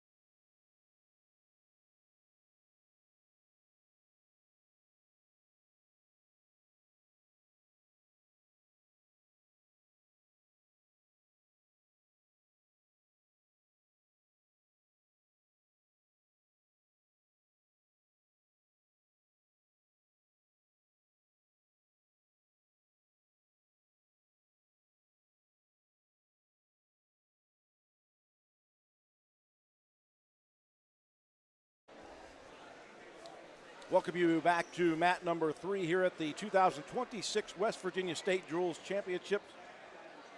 Brought to you by WVRC 104.7 FM streaming services. My name is Andrew Miller, alongside my color analyst, Andrew Cummings. And we are ready to go here in the consolation bracket of round number 2. In round number 1, it looked like this on mat number 1. Williamstown, the number 2 ranked team in the state of West Virginia here in Division 2, with a victory over Point Pleasant. Herbert Hoover defeating Moorfield. Those two teams will face off in the championship bracket on mat number 1. On mat number 2, it was Ripley over Oak Glen. The match you saw here on mat number 3, Ripley with a dominant victory, the number 1 team in the state. They advance to the championship matchup. On mat number 2, they'll face off against Kaiser, who defeated Independence by 1 single point. So those are your championship brackets getting ready to take place on mats 1 and 2. Here on mat number 3, we will see Point Pleasant versus Moorfield, and then on mat 4, Oak Glen versus Independence. We want to thank our sponsors before we get going here for this mat 3 matchup. For the Moorfield team, Peer Solutions Behavioral Health. If you or someone you know is battling addiction and wants a team to help overcome, don't hesitate. Reach out. Incredible reformation recovery stories right here in Parkersburg. Thank you to Richard Walters and his team for all they do, not only for our community, but statewide. We are appreciative of your generosity and support of this great event. Peer Solutions can help you get on the path and stay on the path to freedom from addiction. Thank you so much to Peer Solutions. Also, for Point Pleasant, we want to thank Powell Electrical Service. Thank you to Ed Powell and Powell Electrical Service. Wrestler-owned, wrestler-operated with wrestler work ethic and integrity. Don't get shocked messing with wires. That bite, call Ed. He'll get you right safely. If you want it done to code and finish professionally on time, every time, you know what to call. Call Powell Electrical Service. So we've got ourselves a consolation round matchup, and this is a very unfamiliar position, Andrew, for Point Pleasant. In the 7 years of this tournament, they have made it every year, and they've won it all but once. And they are not going to be winning it this year, but they still have a lot to wrestle for. Yeah, they can wrestle back for 5th place in this dual meet right here. With Moorfield missing so many weights, they got a good chance to win this duel right here. Yeah, Moorfield, a young team, obviously, coming from the eastern side of the state of West Virginia. They do have a team state title. They won it in Class Single A when they started that Single A division at the West Virginia Team Championships in 2021. But again, a young team, and it's a big honor for them to work their way here. Again, as you mentioned, with so many weight classes missing, when you look down the roster, they're missing 4 weight classes. Yeah, Moorfield actually, they're just joined Region 2. They come from a very, very stacked Region 1. And that helped them earn their way here today. Moorfield did qualify, by the way, for this tournament back in 2022. And we are ready to go here in our consolation bracket mat number 3. Evan Vermillion from Point Pleasant and Tegan Eversole from Moorfield. This will be my first chance to watch some of these Moorfield wrestlers, Andrew. Looking forward to it. Nice little ankle pick, though, for Vermillion, and he'll have the first takedown. Yeah, absolutely. He's looking for back right now. Quickly, 3 near fall. Vermillion wasting 0 time here, Andrew. Yep. Now 4 more. Oops, I missed that. My bad on that one. Oh. Yeah, I saw the 3 he threw up. That was the takedown. That wasn't near fall points. I'm getting ahead of myself. Oh, Vermillion working so quickly.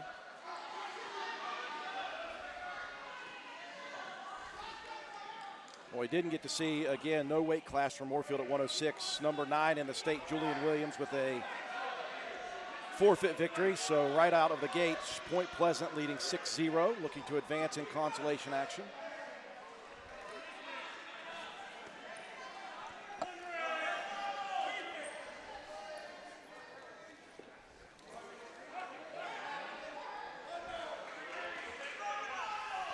Vermillion, opposite wrist control right now.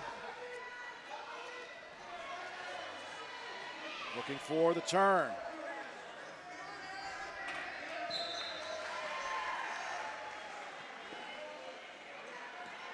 Eversole trying to avoid getting turned, and now it looks like Vermillion for a second was trying to work that into a cradle.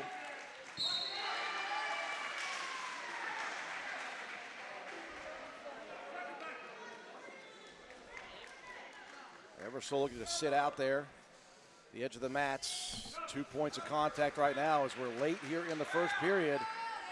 Vermillion going to finally edge off the mats with 5 seconds left in the first.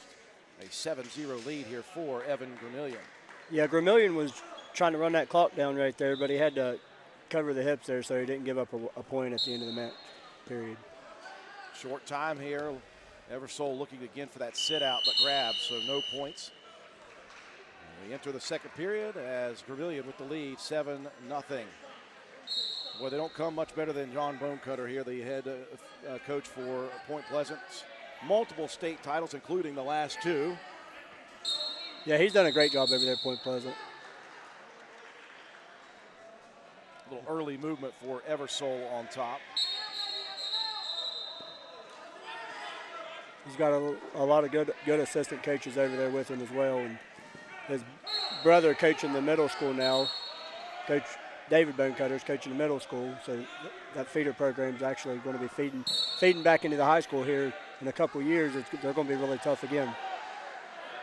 It takes a village to help build a program that's won 9 of the last 16 state championships, 52 state champions individually.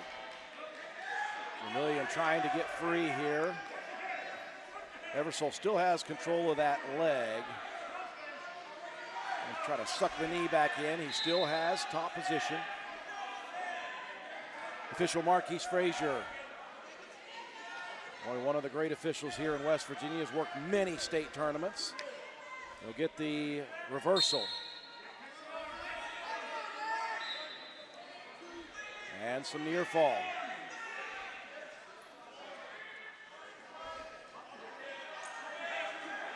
Two more add to the total for Vermillion. He leads 11-0.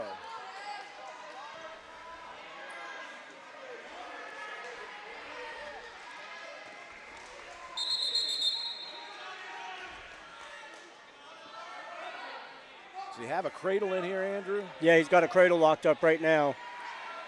Boy, that is deep in. Eversole in a tough position right here. Vermillion's trying to get that near shoulder down. He's lost the grip on that cradle. But there is the 4 more. For the Tech. And that is the Tech fall victory for Evan Vermillion at 113.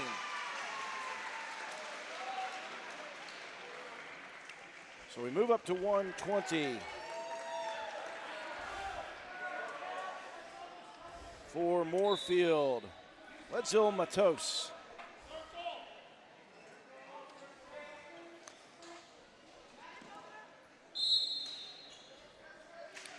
And for Point Pleasant, Iteas Canterbury.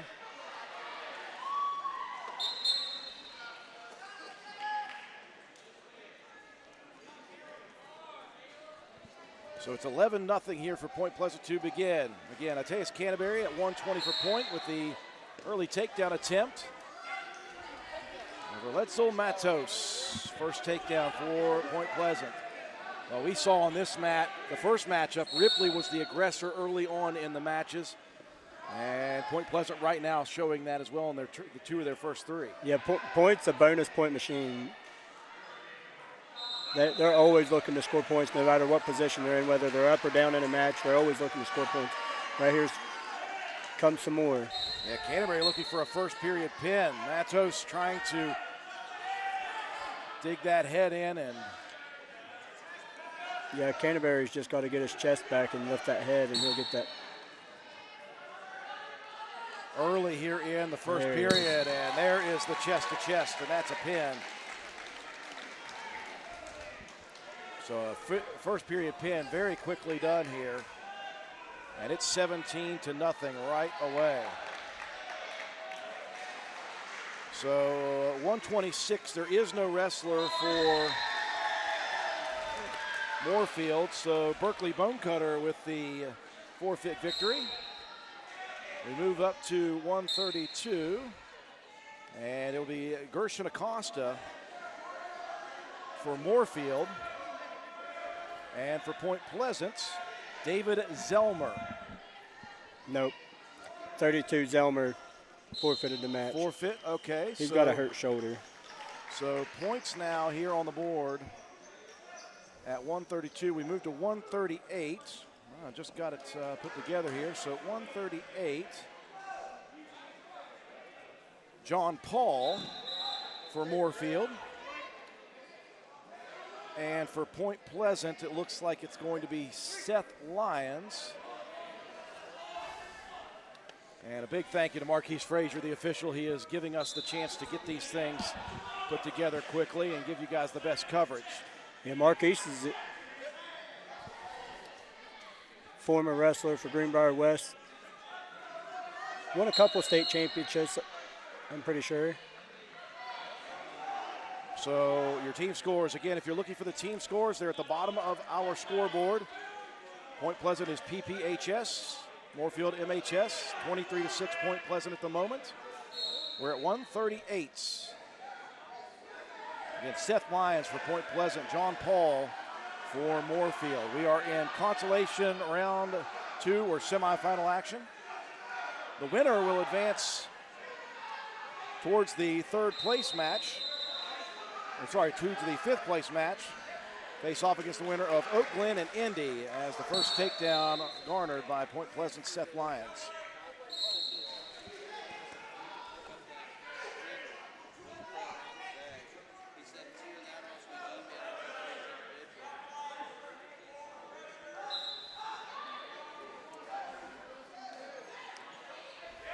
Moorfield, one of the smaller schools that has qualified here in Division II.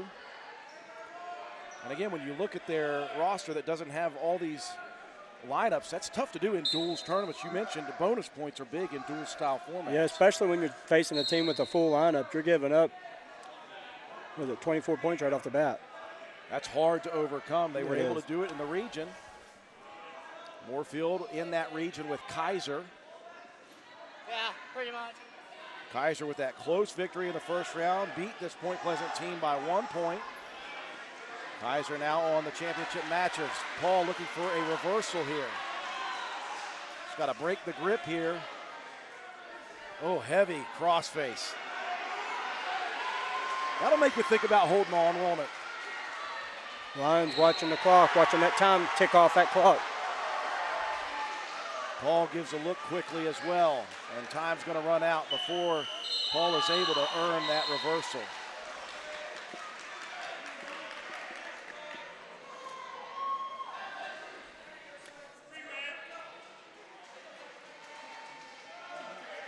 Top position here for Jean Paul to begin the second.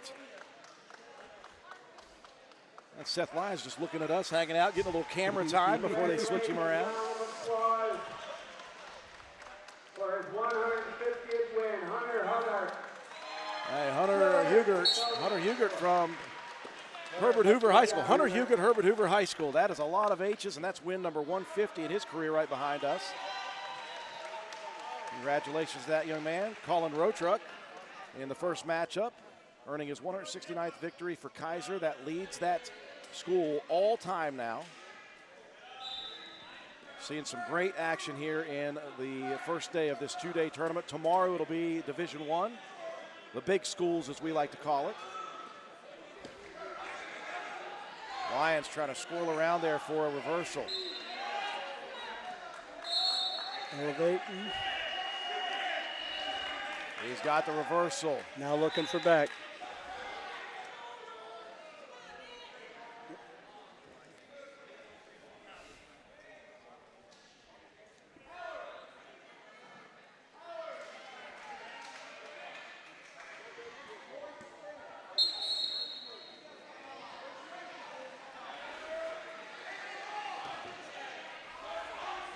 And that's number 4, Independence is winning 24-6 right now. All back to base here.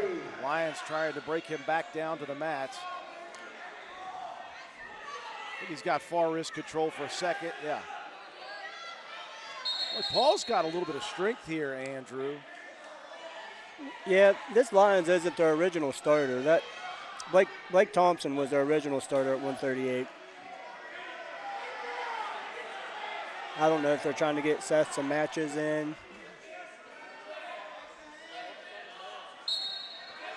Good first move by Paul to get to his feet off the reset. Lions, good recognition. As soon as those hands were broke, just dropped down and grabbed the leg. Yeah, he's got to watch doing that. He might get called for stalling. Stalemate called quickly. Marquise Frazier wasting 0 time on that stall call, or that stalemate call.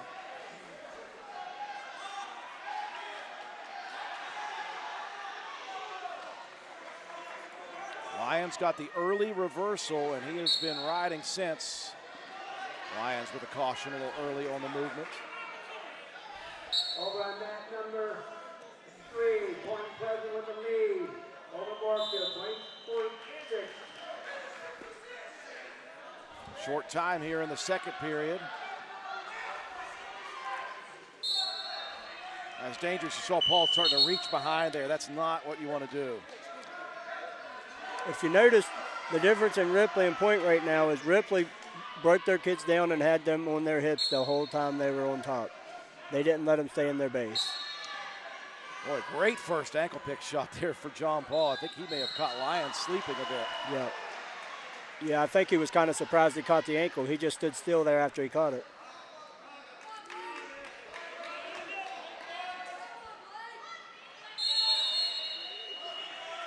Lyons with a big grip on the left or the right leg of Paul. Now Paul able to get rid of it. Slides around. He'll get the first takedown.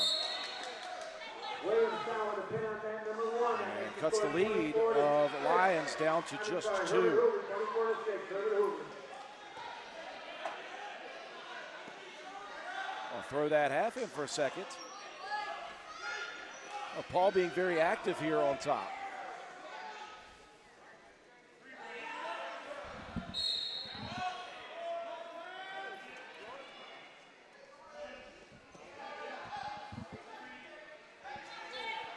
Just a minute left here in the third period. Moorfield looking to score another victory. They got a forfeit victory just a minute ago. They trail 23-6 here on mat 3. Consolation round of the West Virginia State Duels, Division II on this Friday. And what did you see there, Andrew? He had the bar up over top of his shoulder. He's got to get that bar straight across the back. He can't have it. He called potentially dangerous on it.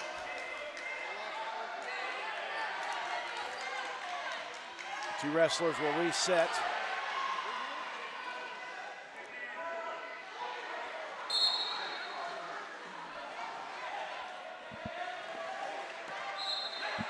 Moorfield going optional start, trying to get some back out of this, and he got reversed. Boy, that was, and he's going to give up some back. That was try anything. Oh. Now look at the roll through. Gave up the back and then got the reversal. So 11-5 your score. That was a Hail Mary shot attempt there. Yeah. He tried to throw an assassin in and ended up getting reversed. But hey, Paul continued to work hard here late in the match. Just 5 seconds trying to get some left. back here. Stall warning given, but that'll do it. And it is a victory for Point Pleasant. And they now lead 26-6.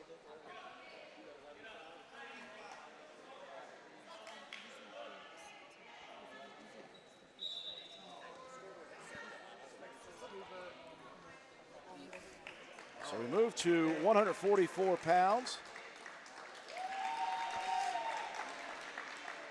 Hey, will you watch this for a second if they go too far?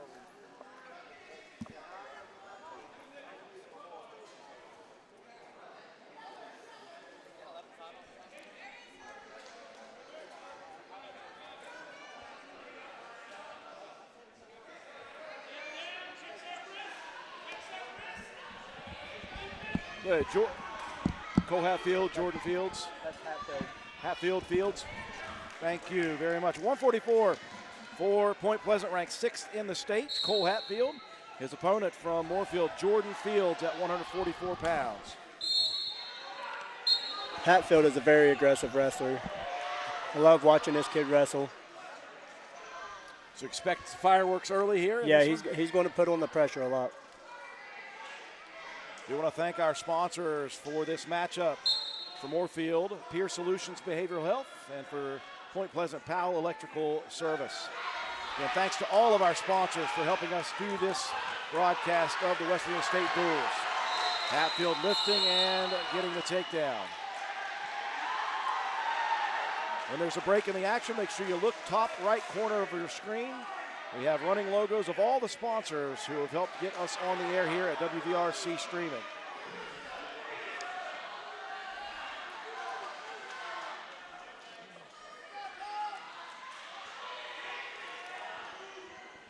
Hatfield on his toes, pressuring him forward. He can't.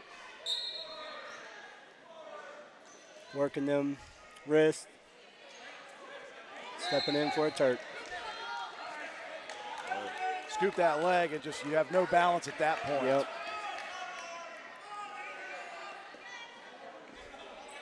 Got near fall coming, 3 I believe. Still the cradle. Now he lost the cradle, but he still has that head. And 4 near fall for Hatfield.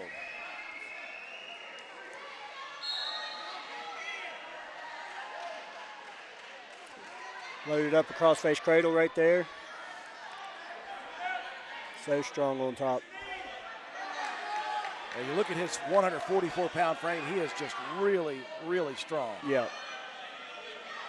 Looking for one more turn here late in the first. 10 seconds left, that may be a pin. Oh, very squirrely on the bottom by Fields. That was nearly a pin. Add 3 more, though, to Hatfield's total. He leads 10-0 after 1.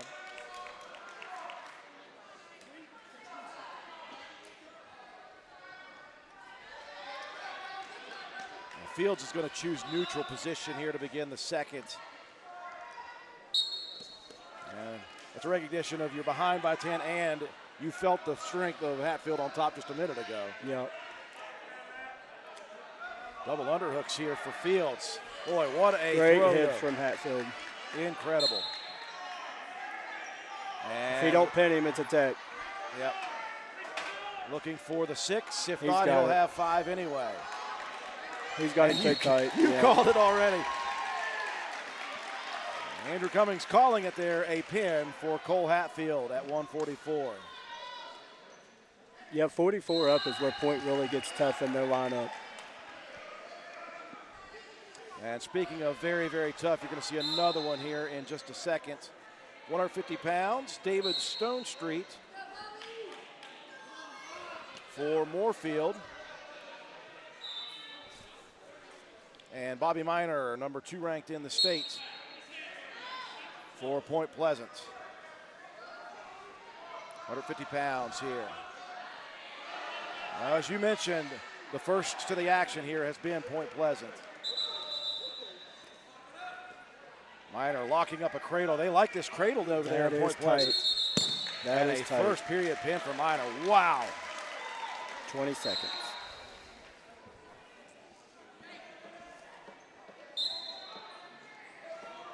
They are moving faster than we can keep up here, Andrew. So 157. Yep. Bobby Miner is only ranked second to Ripley's Carter Price at 50. He's very, very tough kid. At 157, Vincent Anthony for Point Pleasant. Alex Rodriguez for Moorfield. He agreed to slow down for us. Again, got to thank Marquise Frazier, our official, for letting us catch up here in between each match. We know that that's not how wrestling is supposed to go. It's go, go, go, go.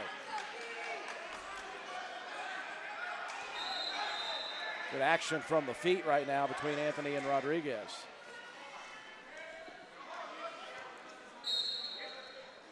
Rodriguez doing a good job of dropping his levels here.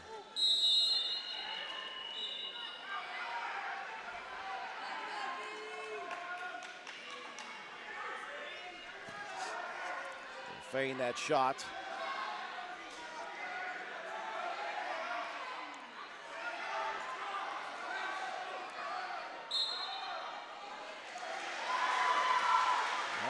Rodriguez is trying to bowl his way through there. Put into a front headlock, though. Anthony trying to show his strength, but look at the strength there of Rodriguez. Man. Rodriguez with the first takedown, looking for near fall. And looking for a possible pin here.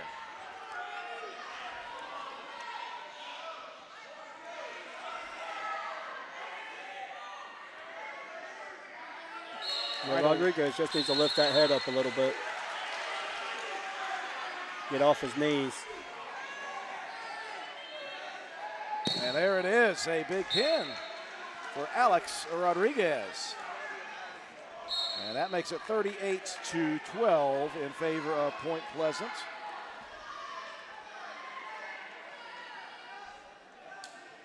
Moving right along.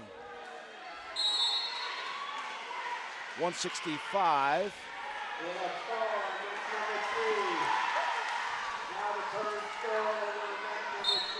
Carson Finicum from Point here. So Carson Finicum for Point Pleasant. Nate Kreitz for Moorfield at 165. And again, Andrew, after this match, there's going to be 2 straight forfeits for Moorfield. Finicum with the first takedown. Finicum ranked number 4 in the state at this weight class.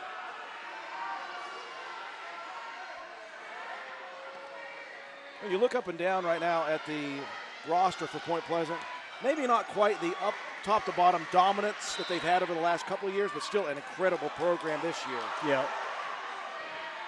Finicum looking to add bonus points here with a possible pin.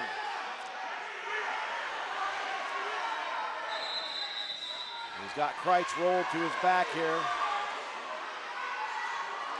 Kreitz trying to bridge up here and out of it. A lot of time, though, here in the first, a full minute. Yeah, it's a long time to fight off your back.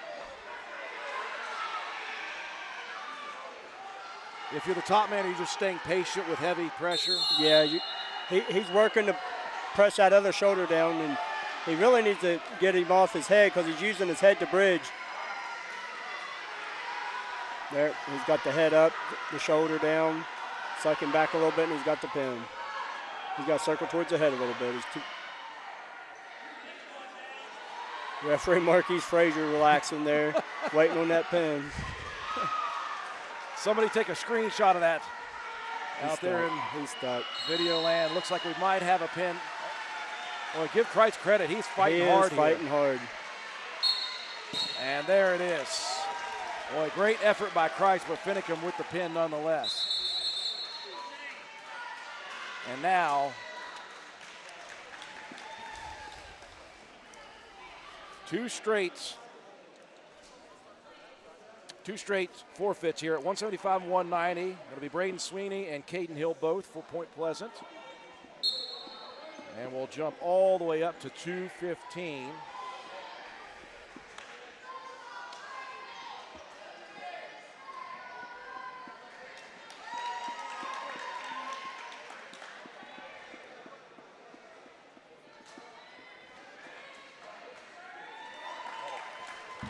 So we will have at 215 pounds for Point Pleasant, number 3 ranked in the state, Cooper Craig versus Blake Robinette from Moorfield. You want to thank Peer Solutions Behavioral Health from Moorfield, our sponsor for Moorfield during this match, and Powell Electrical Services, our sponsor for Point Pleasant. In this one, Point Pleasant has been electric. How about that segue, Andrew Cummings? You see that one coming from me? Yeah. So with those two forfeits, the lead now in the team standing 56-12 for Point Pleasant.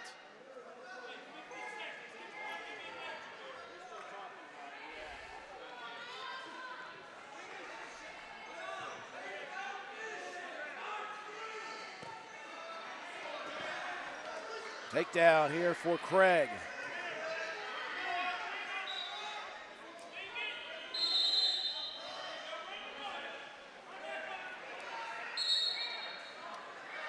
I know the camera adds 15 pounds, but Cooper Craig's he's light for this 215-pound weight class. Yeah, he weighed in at 197. Yeah.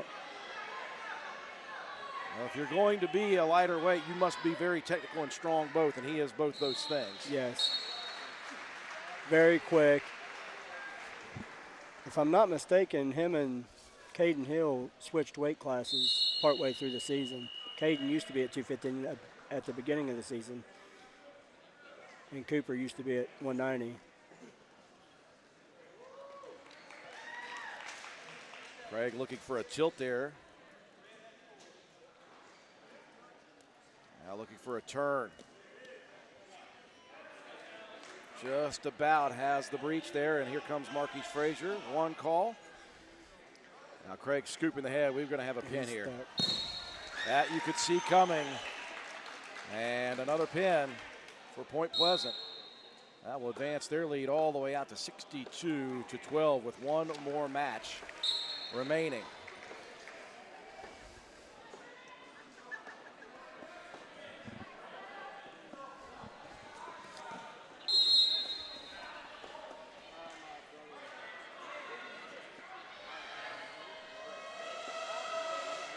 So at 285, number 10 in the state, Max Ritchie from Point Pleasant and William Atkins from Moorfield.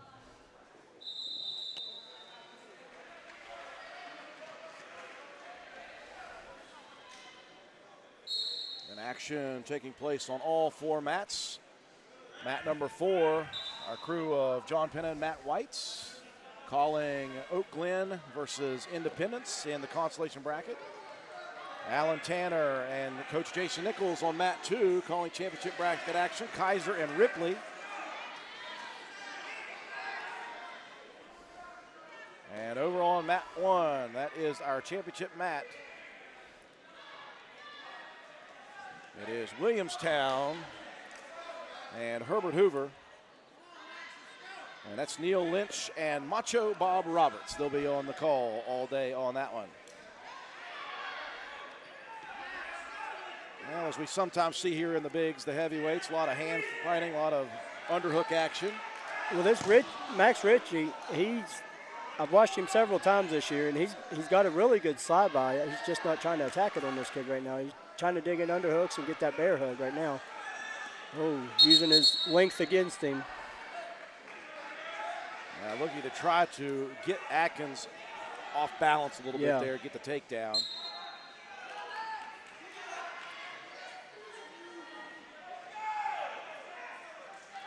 There he is with the underhooks.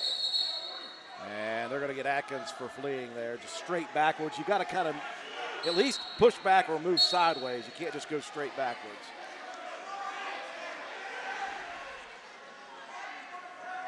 Just such strength here for Ritchie. Yep. Ritchie gave a little nod to the scoreboard to see the clock. 15 seconds left in the first. No score here between these two heavyweights.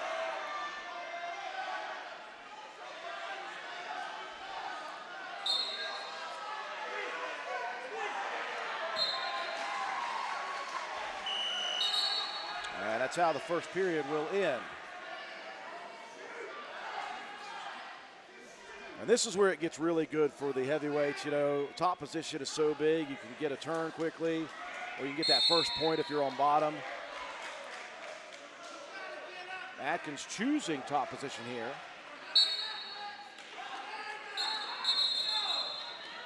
Yeah, you don't see a whole lot of heavyweights choosing bottom unless they're for sure they know they can get the escape. 2 for the reversal here. Boy, that was a heavy slam to the mat. A lot of weight falling on you. Yeah, Atkins tried to hook that elbow and roll through with it, but Ritchie's just too long. He can't get through there. The 2 will head out of the mat on the roll.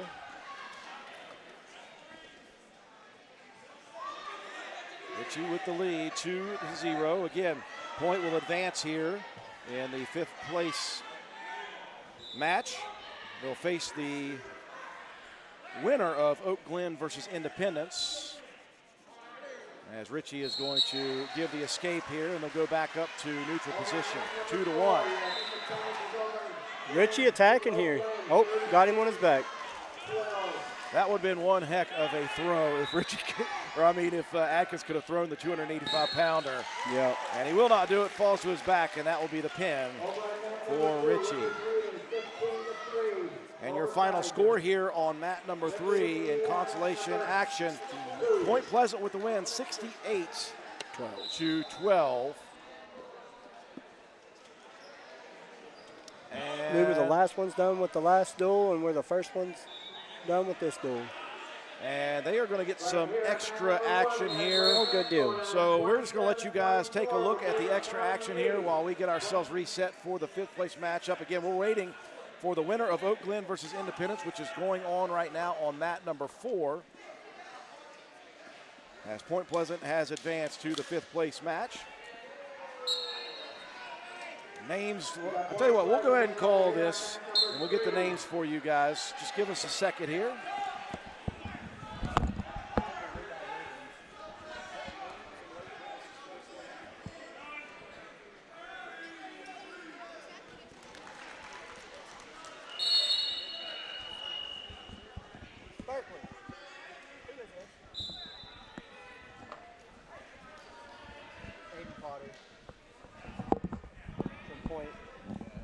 Levi Williams from. Well, it's good to have somebody sitting beside me who knows wrestlers and wrestling. Andrew Cummings figuring out who we got here. Yeah, 138, we got Aiden Potter from Point Pleasant and Levi Williams from Moorfield right here. Okay, again, this is an exhibition matchup. I will go ahead and score this on your. I will score this on your scoreboard, but it will not affect, folks. I think I can get it done. Don't you worry about it. Our cameraman telling me to hide the names. Nope, I'm going to get the names on here. Do we have it? Yes, we've got them. You say Levi Williams from Morgantown or from Moorfield? Yep. Aiden Potter with the first takedown.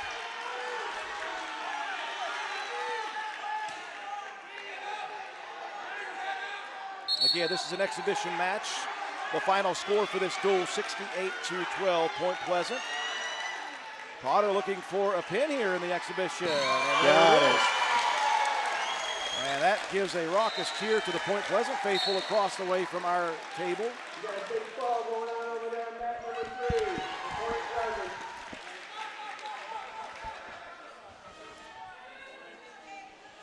Lions, Seth Lions. This is Acosta.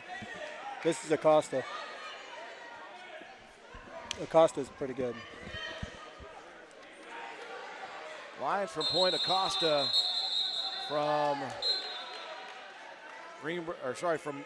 Moorfield. They got me all confused here, Andrew, trying to get these.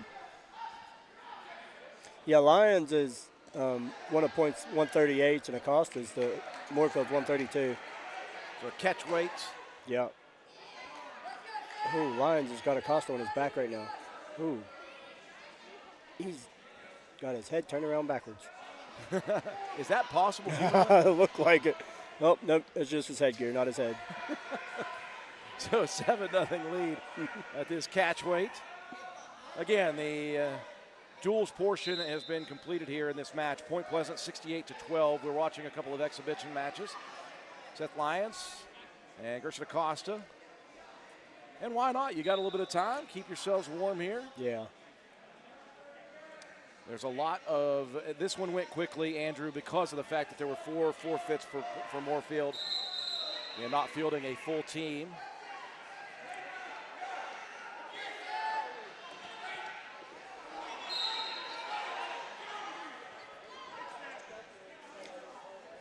If I'm not mistaken, I think Acosta was ranked at 132 for a little while.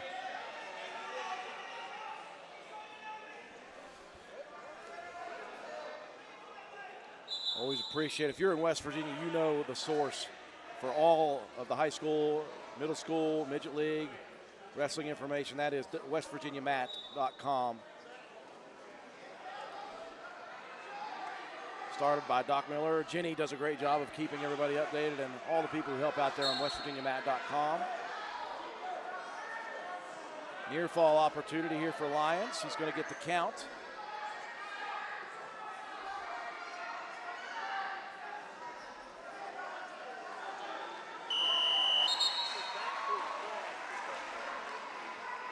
move to the second. Again, this is an exhibition match. These two wrestlers already wrestled here.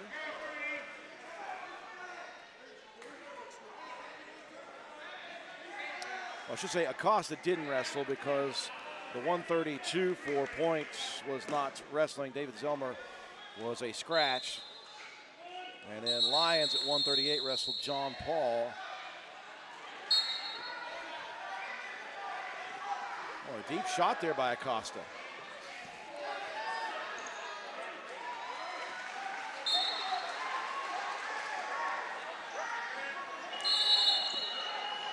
Trying to keep Lyons off balance. Lyons, though, base very nicely. A little gator roll I just saw. I was looking down at my sheets and my coffee. Sorry about that, Andrew. Yeah, he just rolled through with it. I don't think I've seen one of those since Josh Fisher back in the 2000s. Calhoun used to have a kid named Cole Boatwright. I think that's the only move he ever knew. But he won a state title with it. I'll give him that. Just happened to be in Noah Adams' weight class at that time. Oh, wow. He was pretty good. Yeah, kind of made a mistake and picked up a kid and slammed him too hard. Yep. Speaking of Adams, there's a younger Adams that's here today. Jesse Adams, the top wrestler in the state of West Virginia at 190 he'll be there tomorrow, sorry. I apologize to those Independence fans. He did wrestle for Independence. He's now at Parkersburg South. And so the bonus victory for Seth Lyons. Again, we are just watching some exhibition matches. Who are these two?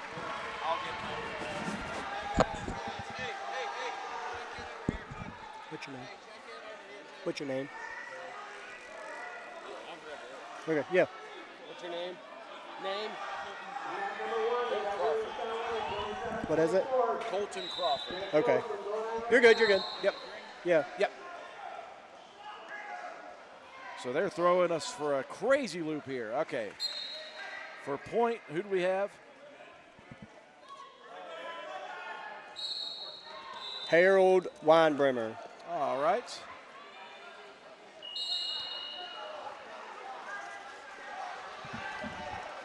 And we got an Independence wrestler here. They are really testing us here on mat number 3.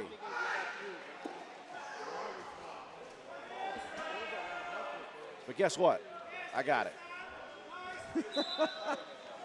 Colton Crawford from Independence.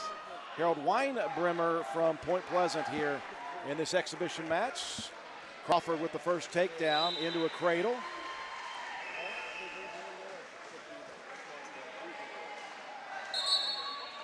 Ooh.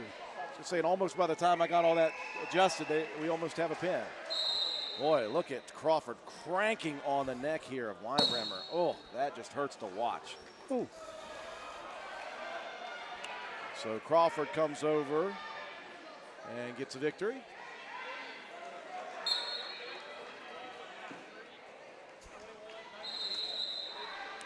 Done.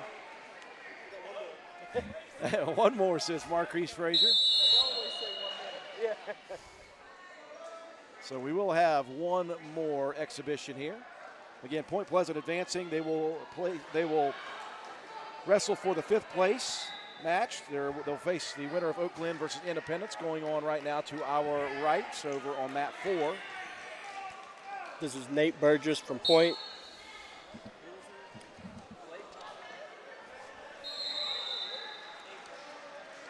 They're starting 215. Adkins and Burgess. Okay. Thank you, thank you.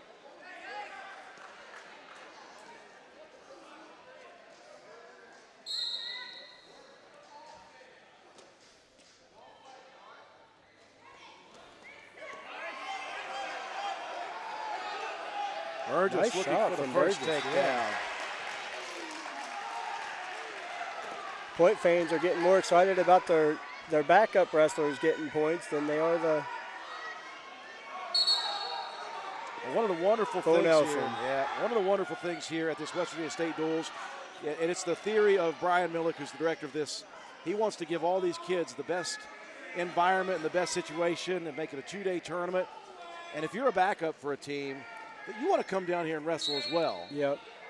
So they offer Get the these, same opportunity to be in this environment. Yep. you're the ones in the wrestling room battling it out with the starters each and every match, each and every day in practice.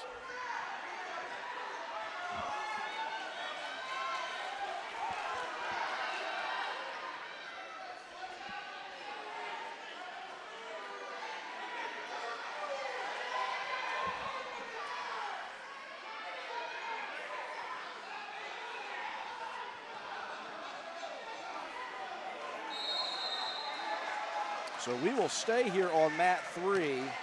We will have Point Pleasant once again. The question is will they face off against Oak Glen or Independence? When you think of wrestling in the state of West Virginia since 1990, and you look at those 3 names, Point Pleasant, Oak Glen, Independence, that's basically all the titles in AA. Yeah. Yeah. Yeah, Oak Glen from the 90s all the way up to the early 2000s. 2006, I believe, was the last time they won a state title. 2005 or 2006. Then Independence went on a run. Yep. And then most recently, Point Pleasant has been kind of the top dog. Yeah, absolutely. They bring the best down here to the West Virginia State Duel. Speaking of the best, we're going to see tomorrow a University Hawk program that I'm not sure I've seen rivaled in quite a while. They are a dominant force as well. Yeah, this year's University team's way better than the team they had, the state championship team they had last year. If that's possible, you're like, wow. Yeah. So a win for Burgess, and that will close out the exhibition matches. So here it is. Point Pleasant advancing to the 5th place matchup. They will face off against the winner of Oak Glen versus Independence. That'll be on mat 3 right in front of us here. We will get all of the results to you as we get set. We're going to take a break here in a minute. Before we do that, we want to thank both of our sponsors for each team here on mat number 3 for this matchup. For Moorfield, Peer Solutions Behavioral Health. If you or someone you know is battling addiction and wants the team to help overcome, don't hesitate, reach out. Incredible reformation and recovery stories right in Parkersburg. Thank you to Richard Walters and his team for all they do, not only for our community, but statewide. We're appreciative of your generosity and support of this great event. Peer Solutions can help you get on the path and stay on the path to freedom from addiction. That's Peer Solutions Behavioral Health. For Point Pleasant, our sponsor for this match, Powell Electrical Service. Thank you to Ed Powell and Powell Electrical Service.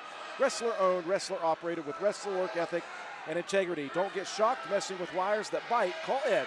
He'll get you right safely. If you want it done to code and finish professionally on time, every time, you know who to call. Ed Powell with Powell Electrical Services. Thank you to them, and thank you to all of our sponsors. Make sure you take a chance. Look at the top right corner of all of our mats, and you'll see all of our wonderful sponsors that help us here at WVRC get and bring this West Virginia State Duels Wrestling Tournament to you on WVRC FM. For our crew here, we're going to go radio silent for a bit. We'll be back in just a little bit with your 5th place match on mat number 3.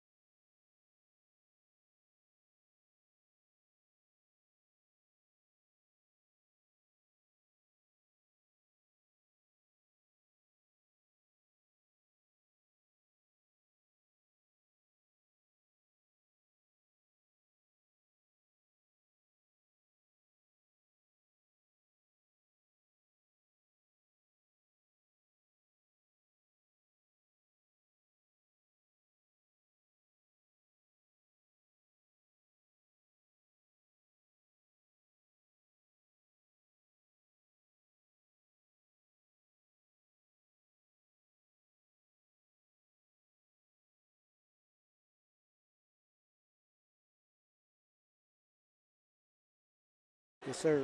We welcome you to mat number 3 for championship round action.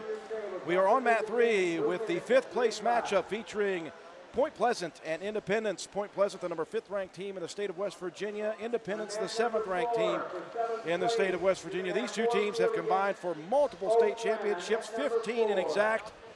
And for the last 15 years, these two teams have been atop Class AA, which is now a part of Division II. Alongside my color analyst, Andrew Cummings, I'm Andrew Miller.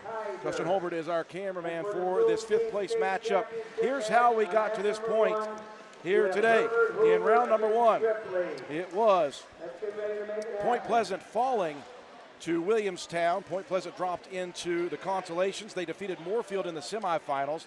Meanwhile, for Independence, they lost a close one in round 1 to Kaiser, dropped down into the consolation bracket, defeating Oak Glen in the semis. So Indy and Point going at it here for the 5th place match. And we are going to start off right now at 106.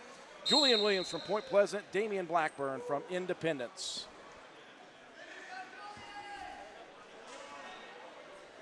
Williams, the 9th ranked wrestler in the states at this weight class. And Williams earns the takedown to begin this 5th place match.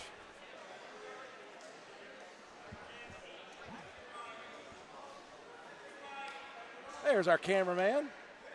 He's helping the other He's outside and playing in the snow, I think. Williams got a quick 2 count on the edge over there. He's got a cradle locked up. They gave him the 2 near fall points before the 2 tumble out of bounds.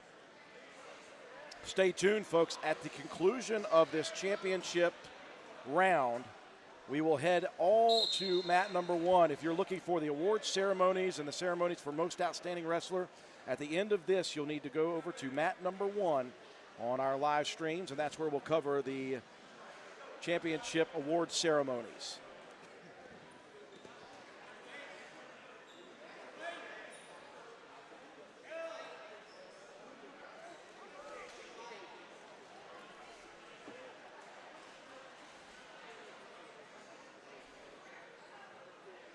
Williams control of that wrist. Well, you can see Blackburn just squeezing those elbows together to try to give no room. Keeping him sealed off, keeping him outside.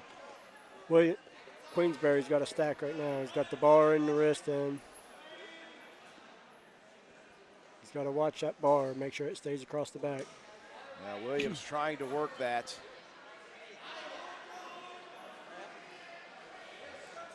Williams does have the bar.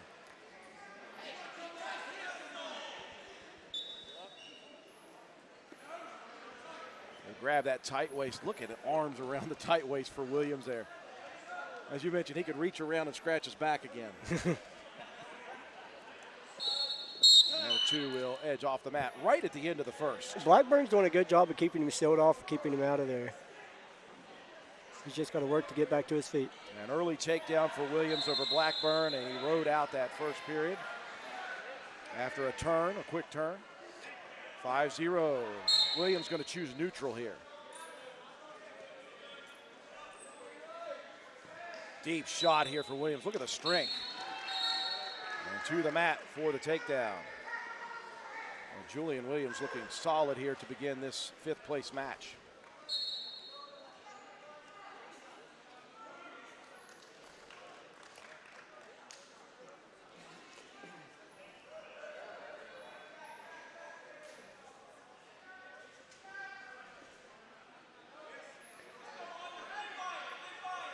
Williams trying to get the Big Blacks off to a very good dual start here. Bonus points if he can get them. Blackburn with the, headbutt straight.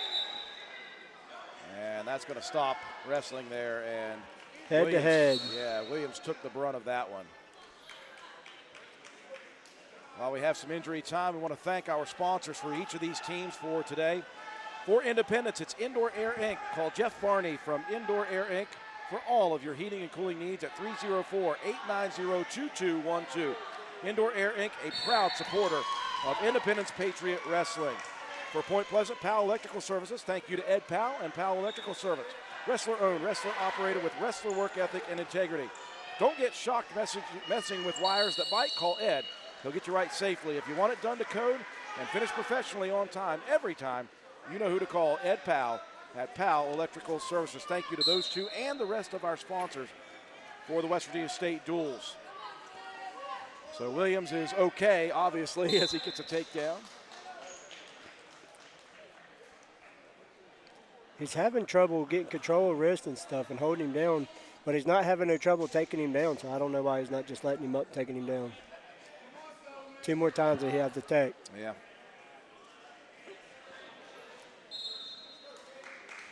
It's been Julian Williams throughout the first and here midway through the second period, leading 11-1 over Damian Blackburn from Independence. Again, on mat number 1, wrestling for the West Virginia Dual State Championship of Division II, Herbert Hoover High School and Ripley. On mat number 2, Williamstown versus Kaiser for the third place match. We're here with Point and Independence. And on mat number 4, wrestling for 7th place, Moorfield and Oak Glen. Blackburn with the reversal here. And Blackburn sticking with it here.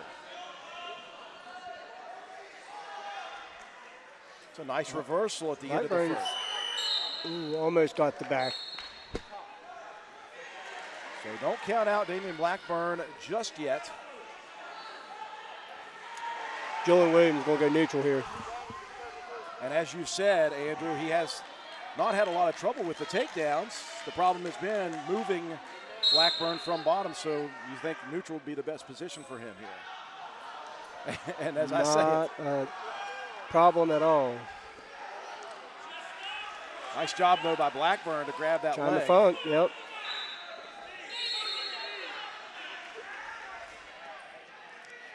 Well, that's great takedown defense for Blackburn. Great ankle pick, though, for Williams. And back, that's attack. Yep, it's coming. Nicely done. Williams looking for a pin instead of a 5. And again, as you mentioned, Andrew, bonus points matter. They do. And there it is. That's a big pin for Julian Williams. That makes it a 6-point victory instead. And we move up to 113 pounds for Point Pleasant. Looking at Evan Gramillion. And for Independence, we have Braden Whitehair. Is that correct? Yes, sir.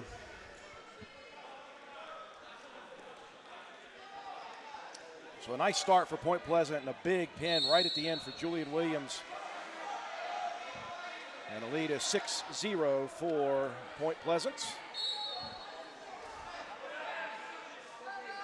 Well, it makes it dangerous for the casual fan, both wearing black singlets here, Andrew. Independence with that big Patriots on the back of theirs. Point with the Old English that we see so often. That's synonymous with great wrestling, by the way. Boy, great takedown right off the bat for Gramillion. Yeah, he's hustling. He's looking for a turn right away. Get after it, Evan. Looks tough. You're going to get some a little near fall high, points. but he's got some. There you go. Wow.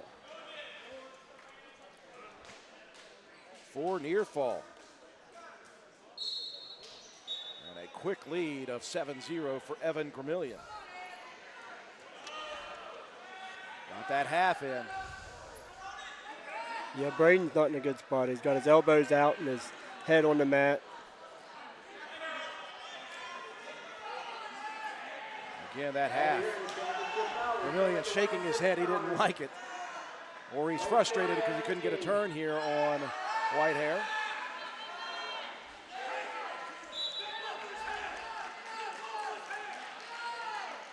Boy, Whitehair really Holding on. Holding on Gramillion's getting tight. that cradle in. There's the cradle, and they'll roll all the way through it, a little too far. Whitehair able to grab on that right leg as they roll through. 30 seconds left in the first.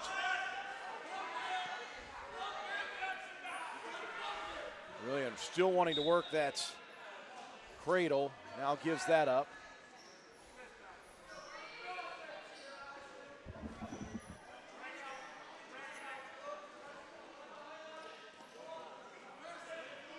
Vermillion looking for a late turn here. Oh, Whitehair very, very squirrely here on the bottom. Getting up to his feet. Almost had a reversal there for a second. Wow. Good action. They actually collided with our table there. Yeah, I felt it. Into the second, it will be Vermillion on bottom.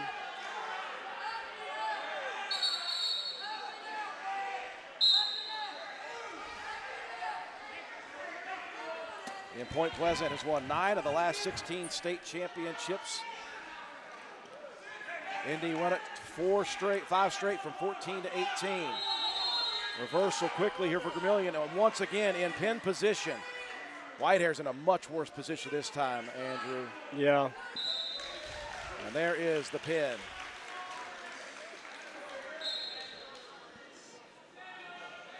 So a good start for Point Pleasant here. 2 pins, they lead at 12-0.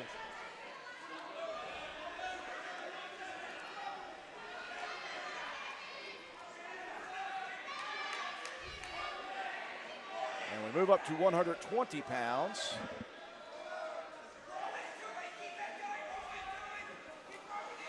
For Point Pleasant, Iteas Canterbury. And at 120, J.J. Scarafino, the number 4 ranked wrestler in the state of West Virginia for Indy. Independence looking to try to get on the board here after 2 straight pins for Point.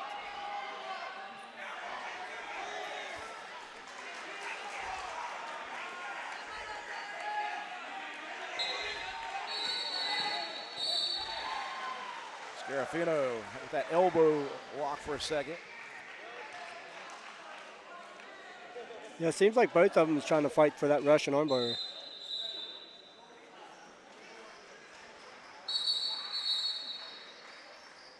For Mr. Steve Titcher, right? Did I get that wrong? Yep, that's right. I don't want to upset him.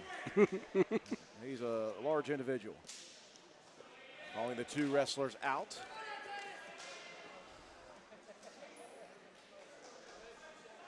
Scarafino heavy on the head here. Ooh. Scarafino with that crossface to try to avoid being lifted here. Canterbury's in good position. Canterbury Both of them. lost that leg, and that's going to lead to a takedown for Scarafino. Tell you what, I've seen Scarafino wrestle several times, and he loves riding legs. The old spladle. First one we've seen here on mat number 3. That'll be 4. And the 2 are out of bounds now. That just looks Painful. Yes. I'm sure. Have you ever been put into a spladle, Andrew, or you were the one giving them? Oh, no, Justin Ashley put me in them several times, I'm sure.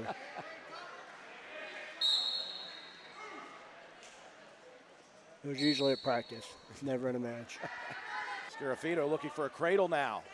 He's got it locked in. Tight.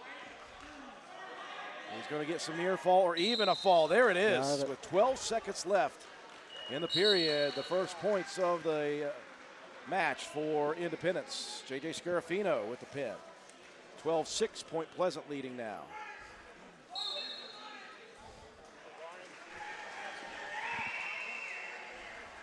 So we're going to move up to 126. She's not going to wrestle. Okay, so we will not have a match. Berkeley Bone Cutter was scheduled at 126. So Tyler Varney is going to get the forfeit. And it'll be 18-6 in favor of Point. So we'll bump up to 132. Well, we didn't have Zelma the last time. Okay. 12-12. Was it 12-12? Yep. Berkeley Bone Cutter forfeited. No 32, 18-12, favor of Indy. Yeah, thank you for keeping me on point here because we didn't have Zelmer the last match and he wasn't in this. So we're up to 138. Yes, sir. Okay, so 138, Seth Lyons for points and Braden McKinney for Their kid is hurt. He told us about the forfeit. Yeah. Well, Steve Tincher didn't follow my instructions and give me a chance to put these names in. I'm about to get on it. We got them now. So 138, Seth Lyons from points, and Braden McKinney ranked number 5 in the state of West Virginia. And you got me set right there. Indy up 18-12 in the duel.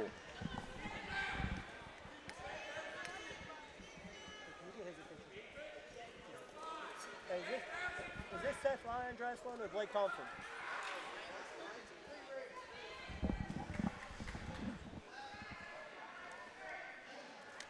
First takedown in favor of Independence. Did we figure out for sure? Just wanna For make sure, Seth Lyons and McKinney. Okay, McKinney with the first takedown for Indy. There's a whole lot of moving parts people don't get to witness here behind the scenes.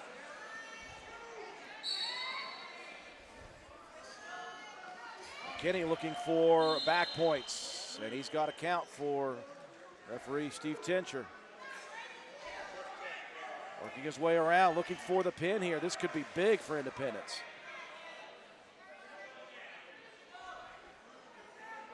Still 35 seconds remaining. Lyons is fighting good. He's bridging. He's keeping that shoulder up. McKinney lifting hard on the back of the head here, getting closer and closer. Referee Steve Tincher, ear to the mat. There it is, a big pin. So big points here early on for Independence. As another pin for Indy. Bouncing right up to 144 pounds. Do we have a match?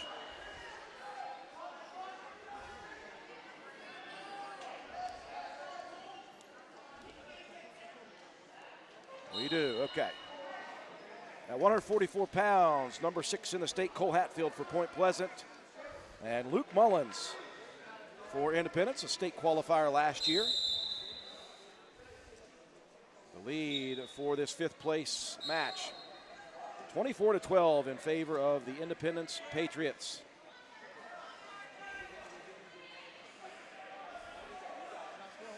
And if you're looking for the championship match between Herbert Hoover and Ripley, it is on mat number 1. If you're looking for the 3rd place match, Williamstown and Kaiser, that's mat 2. We are here on mat 3. Mat 4, the 7th place matchup is Oak Glen versus Moorfield. And stay tuned, folks. At the conclusion of the championships and all these matches, if you're looking for the award ceremony and the most outstanding wrestler ceremony, go to mat number 1 stream. That's where we will cover it. Cole Hatfield with the first takedown. You talked about Hatfield being so aggressive, and he is showing that right now. Yeah, he's always looking for that first takedown.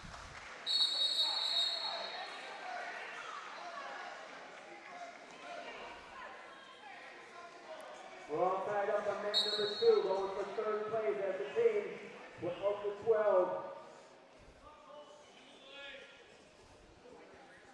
Hatfield top control here, looking to suck Hatfield backwards. Or Mullins, I apologize. Oh, a nice return to the mat with a trip there for Hatfield. As you mentioned, he is not wasting any time. He is moving.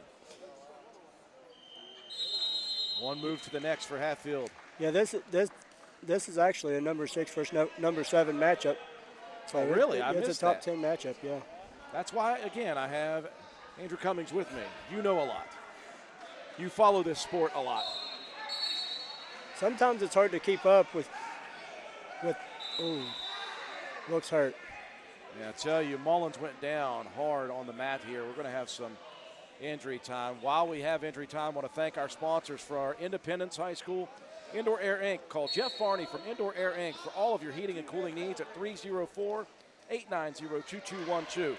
Indoor Air Inc., a proud supporter of Independence Patriot Wrestling. And for Point Pleasant here on this mat, Powell Electrical Services. Thank you to Ed Powell and Powell Electrical Services, wrestler-owned, wrestler-operated. Wrestler-owned, wrestler-operated with wrestler work ethic and integrity. Don't get shocked messing with wires that bite. Call Ed. He'll get you right safely. If you want it done to code and finish professionally on time, every time, you know who to call. Ed Powell at Powell Electrical Services, our 2 sponsors. both for Independence and for Point Pleasant. I missed something there, Andrew. What did we get here? The 2 points? They give Hatfield the 2 points because he was on his back over there when he called injury time, so he Okay, automatically so gets the 2. 2 automatic near fall points there. And that ends the first period. That's, again, you got me on time. I'm looking at other things, not paying attention to what's going on the mat. I'm trying to stay ahead of referee Steve Tincher right now. Yeah. That's what I'm trying to do. So bottom position chosen here for Mullins as he trails 5-0. Again, we are on mat 3 in the battle for 5th place in the West Virginia State Duals Division II. Tomorrow the big schools will be here starting at noon, Division I. And there's some more aggressive top wrestling for Hatfield. Mullins is doing a good job of keeping him sealed out and getting to his feet, but he just Hatfield keeps on returning him.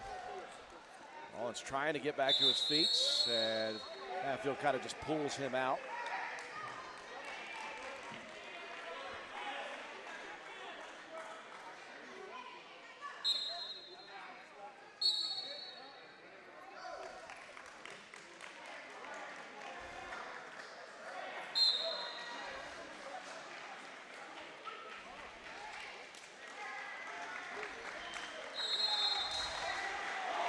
Finally a cut there for Hatfield. Mullins with 1 on the board.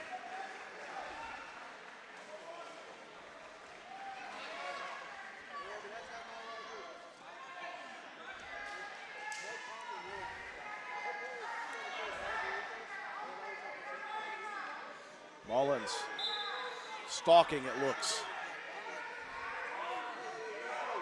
Staying in good position, he's just not attacking. Now Hatfield attacking. A little hip toss there.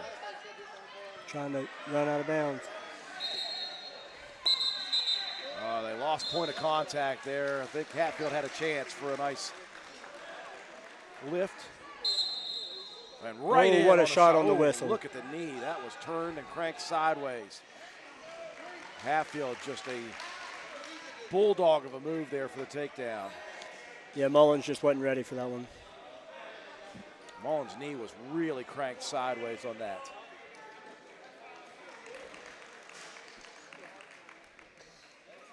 Point Pleasant looking to get back here to within a little closer. It was the first 2 for Point, and then Indy has reeled off a couple wins and a couple of forfeits to take the lead 24-12 in this 5th place duels matchup. And that'll do it for period number 2.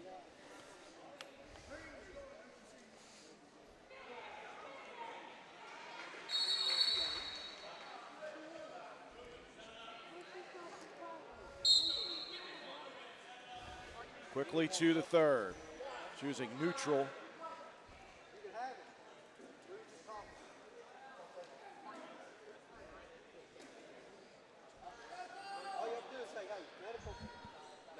Hatfield heavy on the head right now. We got 4 matches we got to watch. We can't just watch you. Hatfield snapping, faking, moving side to side. You won't get it on this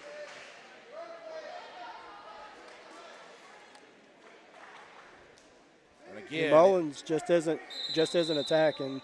He's staying in good position. He's just not attacking. well, you look at Mullins. He's got one knee wrapped, and he had that other knee cranked on a little bit ago. And Yeah. you mentioned Hatfield. He's just an aggressive wrestler. Went for that double leg blast. Ooh. There's a shot from Mullins. That's an aggressive move for Luke. Hatfield, though, nice defensive wrestling. And on the single, looking for the leg sweep. Oh, good defense again for Mullen.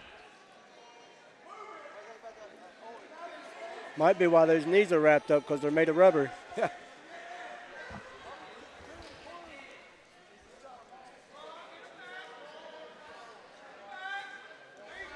Well, if you're talking bonus points and you are Hatfield, you're looking for another takedown to at least advance it from 3 to a major decision at 4.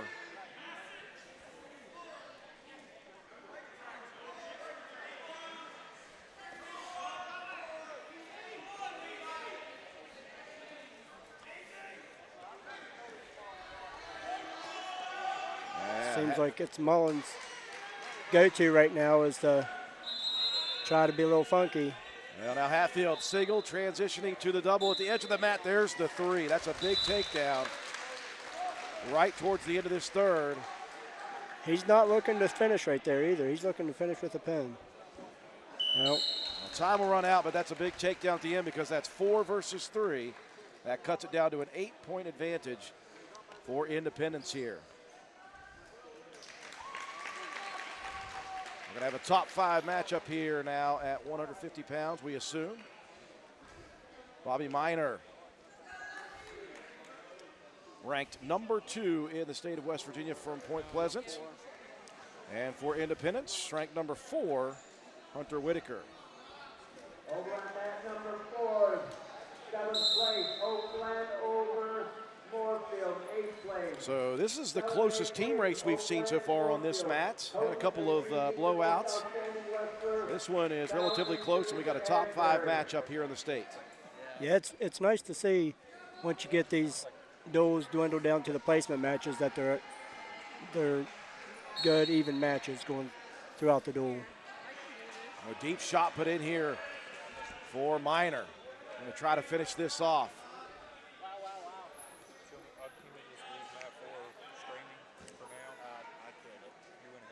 Minor going to try to squeeze out the backside here. What was he pointing there? Bobby's looking for the scissor on the head, but he had the arm in it. It's not illegal if he's got the arm. Minor just trying to work around the side here. There, Minor's got. He's got a good opportunity for some back points right here with that leg caught. They call that a leg half right there, and now all he's got to do is jack that arm up, and he's got tilt points right there. And he has got points coming. Boy, that's a tough position to be caught in, huh? Now all he's got to do is let go of the head, and he can go right back to it. He doesn't have to let go of that to reset his point, so he can keep that leg the whole time and tech him with this one move. And he's going to do it. He's got to let go of the arm and then go right back at it. Oh, he's still holding the 4. Okay. At the moment, 7-0, 4 near fall on its way, but Minor looking for a pin here in a top 5 matchup. There's the break, so there's the 4, and now back to it. All right, Cliff Warden not excited about whatever's going on over there. Yeah, Cliff don't think he should get the points because he's not changing positions on the leg. He's not letting go of the leg to get the points. And there is the 4, and there is the tech fall. That is a really nice effort for Bobby Minor, and Cliff Warden wants to talk this over, but I think it's going to fall on deaf ears. So 5 there for that one. That cuts this one down to a 3-point matchup. These are the ones we like to see.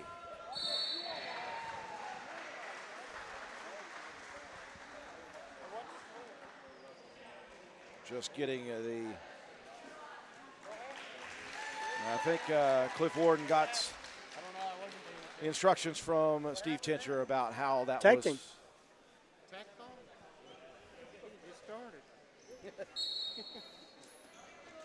So we move up to 157. And we have got a real close duels here.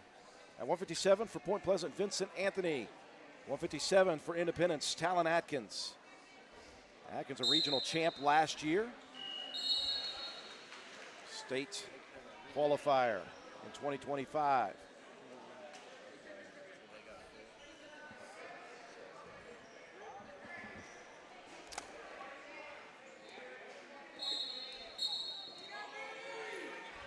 Atkins went for that first shot. Nice defense for Anthony. Again, stay tuned on mat number 1 at the conclusion of all of our championship matches. At mat number 1 is where you're going to want to go on our streams for the award ceremonies. That'll be mat number 1 for the award ceremonies at the end of all 4 of these championship matches. Going at it for first place on mat number 1 right now. Herbert Hoover and Ripley. On mat 2, going for third place, Kaiser and Williamstown. Mat number 3 is what we're looking at right here, Indy and Point. And mat number 4 is complete with Oak Glen and Moorfield.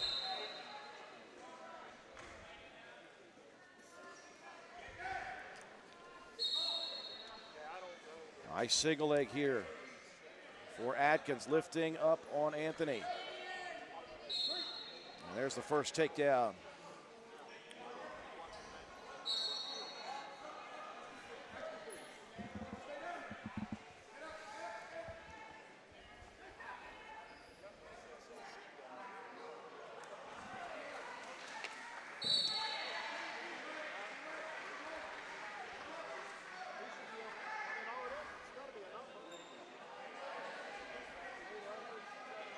Atkins keeping control right now of the near wrist.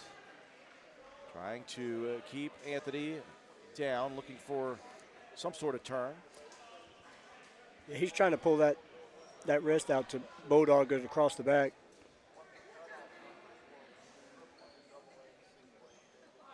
Ten seconds remaining, first period action. This is a really close duels matchup right now. Independence leading 24-21. And that will be the first period.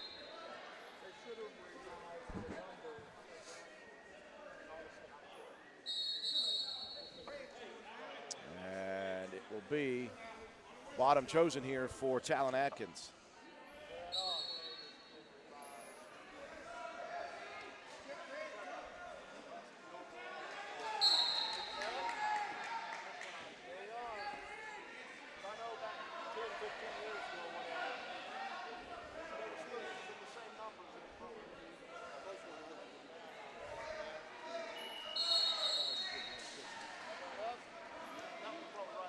Anthony working a tight waist.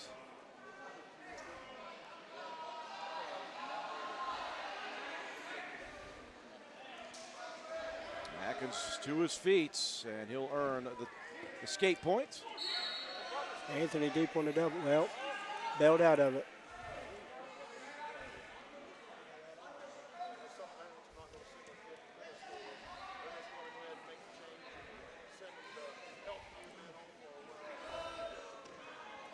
Tremendous move there for Atkins.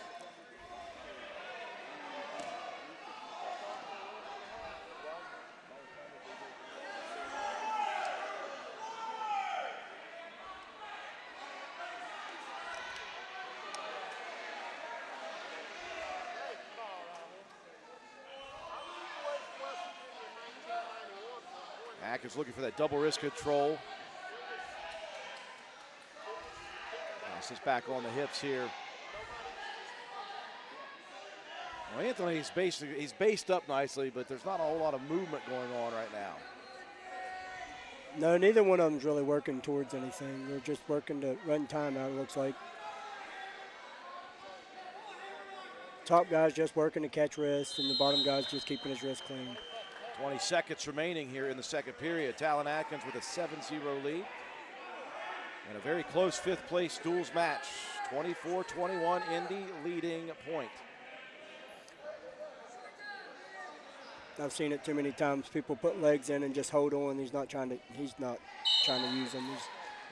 Is it kind of like stalling without? Yeah. Tell me you're stalling without telling me you're stalling. Yeah.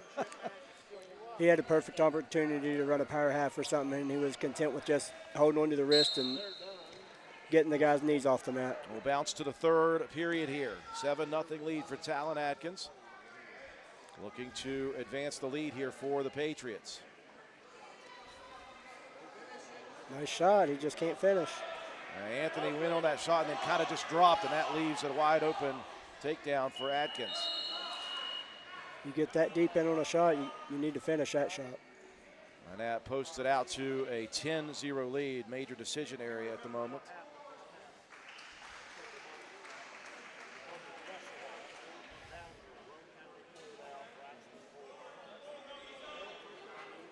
Referee Steve Tincher looking on at the two wrestlers.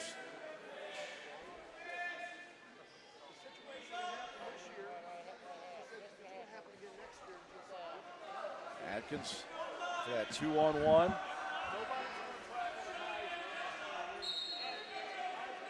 Gonna try to roll that under.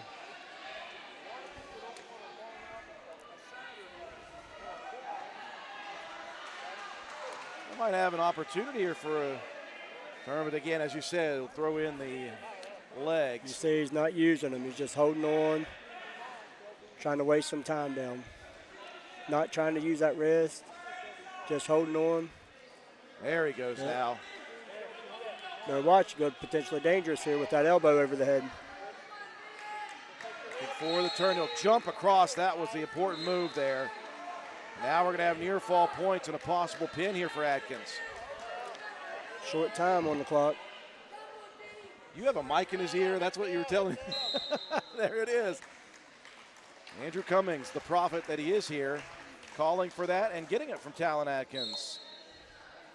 And that will advance the lead back out to 9 here with Independence leading.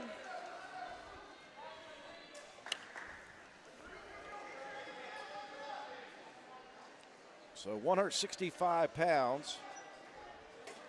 We've got Sawyer Danley. Andrew Finicum. And Finicum. Carson Finicum. So Carson Finicum, number 4 in the States at 165. Sawyer Danley for Independence.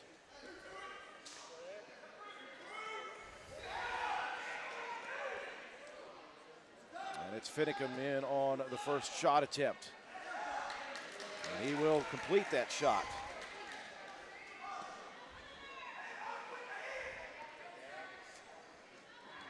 Yeah, Point can't be happy with a win here. They got to get the pin.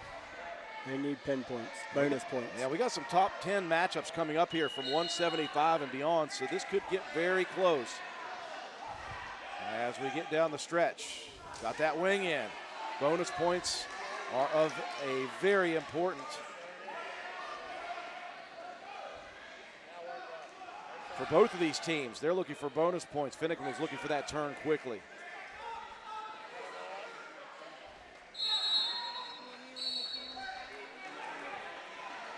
Nice job by Danley to avoid getting turned. Now Danley back to his feet.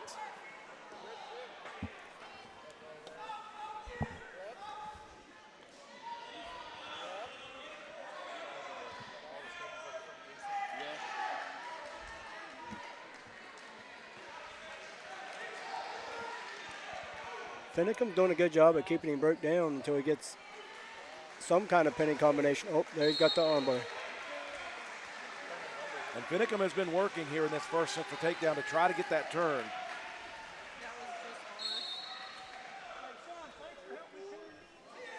Danley trying to base back up, head though on the mat with 5 seconds remaining. And at this point, Finicum will just ride out that first period with the takedown. 3-0 in favor of Carson Finicum. Carson's going to go down.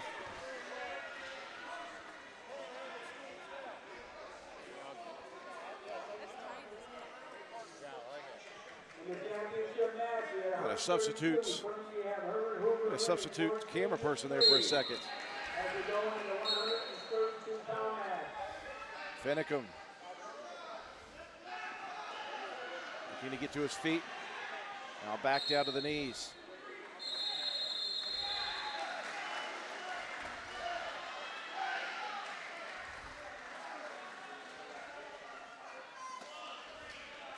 Danley lifting, trying to return to the mats as they go out of bounds.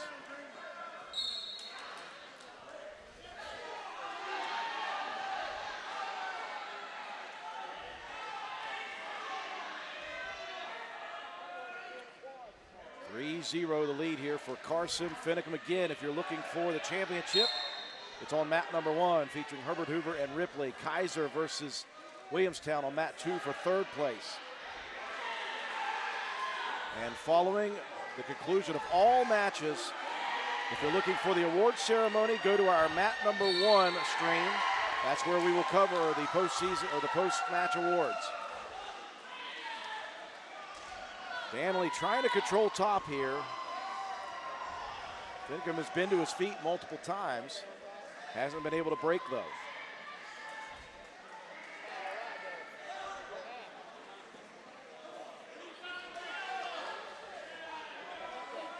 Now Danley now got that head right up into the pit. And then just lets it go.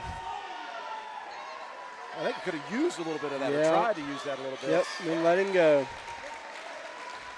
That takes some energy out of you when you on top all that time, and then you have to just release at the end of it. Finicum up 4-0.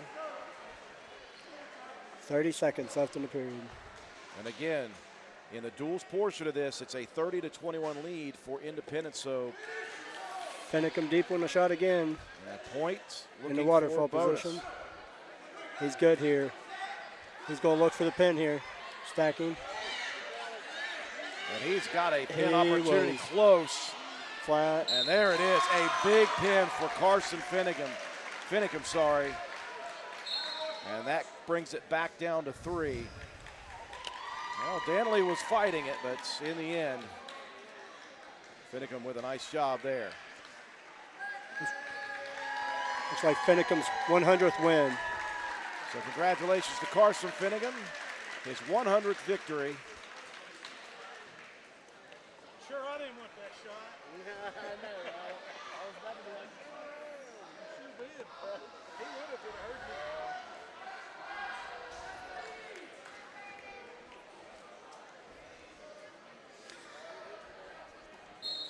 you. Now this Independence kid right here, McGinnis, is currently the number 3 ranked kid at 175, but he just got beat by Road Truck, the number 4 ranked kid. So Taking it out on Braden Sweeney yeah, from Point Pleasant. Braden's not in a good spot. That was a Feet good- to back, and that's what McGinnis is good at. He's good at throws. And Tyson McGinnis taking his anger and aggression out on Braden Sweeney there. A pin in just 23 seconds. That was very, very quick. So up to 190 we go. Braden Hart ranked 7th in the state of West Virginia for Independence. And that'll be a forfeit, actually. So no Hart. Caden Hill will earn the forfeit.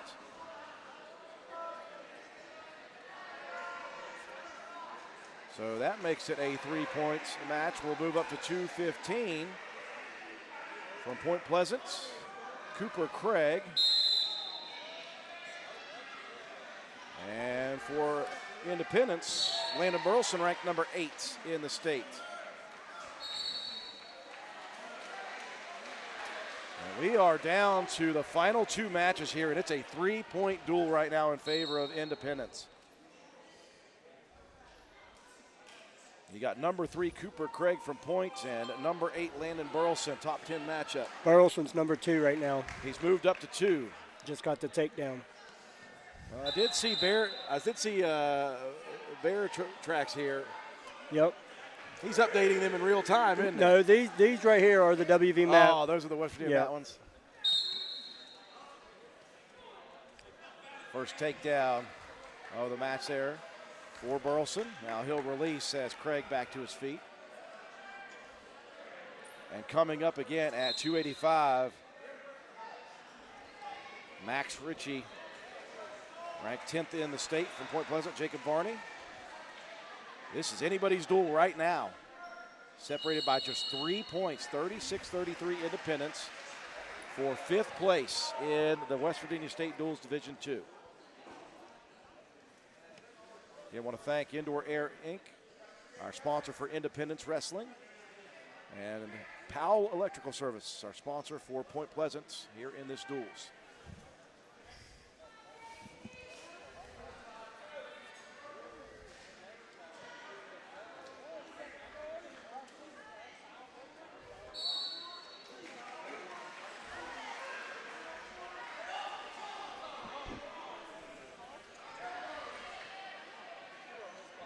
With wrestlers right now working from their feet. Smacking, slapping. Looking for an opening.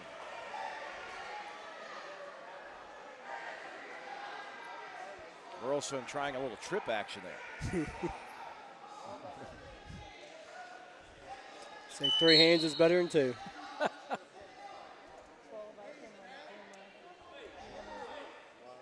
First period ends with a 3-1 Burleson lead. Craig will choose bottom.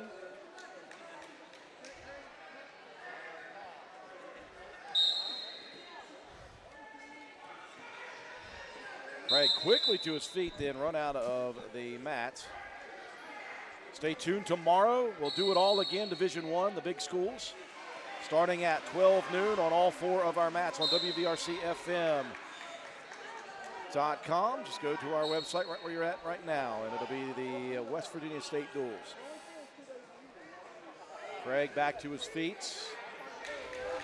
Now Burleson just going to cut him that time. Don't want to waste any more energy. No, he's trying to get to his tie so he can hit that slide by again. He's pretty good on his feet with his reaction time. Oh, right in front of us. Look at What that a throw. match, yeah. You almost got kicked in the head.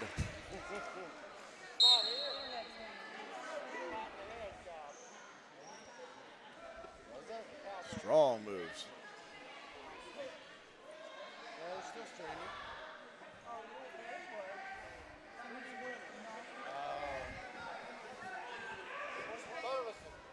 Midway through the second period. It's a 1-point match. Looking for the underhooks there, Craig.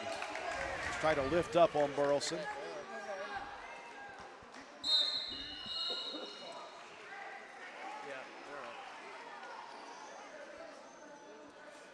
Oh, trip there for Burleson.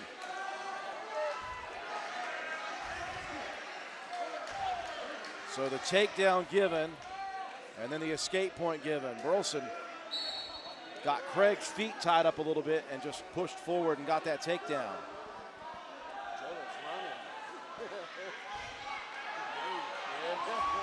Craig went in for the shot. Burleson quick on his feet here at 2:15.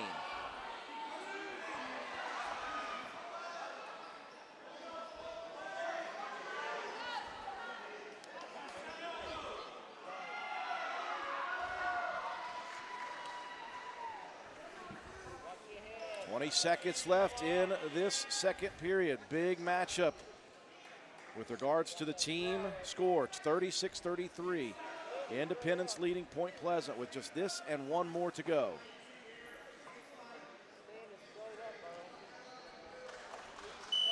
And that will do it for the second period.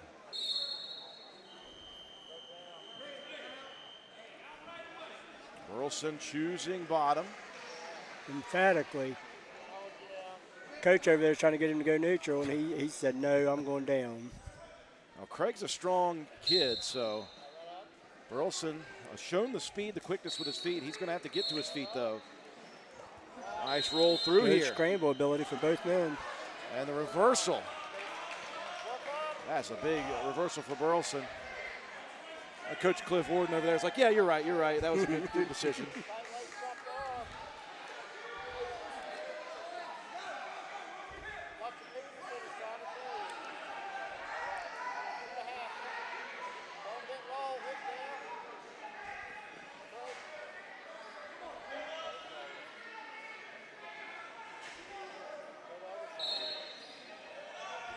So 40 seconds into the third period, a reversal for Landon Burleson. With his Independence team right now leading by just 3 points. A win would get them a 6-point lead. He'd like to get more than that, though. Craig looking for a reversal of his own. Got it back. And we'll get it. Nice move by Craig.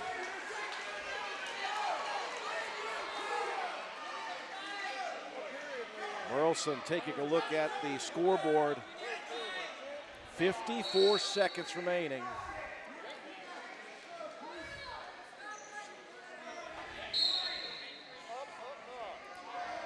Burleson's going to try for his Granby again.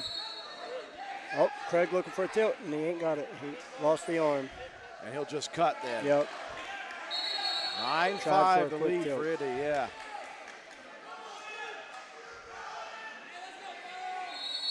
Craig, 33 seconds to work here, Burleson. Doesn't have to be aggressive, Andrew, but has to move. Yeah, he's got to stay in good position. Keep Craig outside so he can't throw him. Craig needs more than a takedown to win, so he's looking to throw and get a quick count. Time running out, though. 12 seconds left. Craig may have to do something wild here. Yeah, he's not being physical enough. He's too slick. Well, there was the attempt to try to hip toss. And couldn't get it. It's the final takedown. And it will be a 7-point win. Craig frustrated there. But it wasn't a major decision win for Burleson, so it's a 6-point advantage right now for Independence. And we are down to our final match. So it's pretty simple here, Andrew. You could tie it if you're a point with a pin, or Independence with any type of victory at all can win it for the Patriots. Yeah, but I think right now with the Independence having the more pins, I think they'd win it by.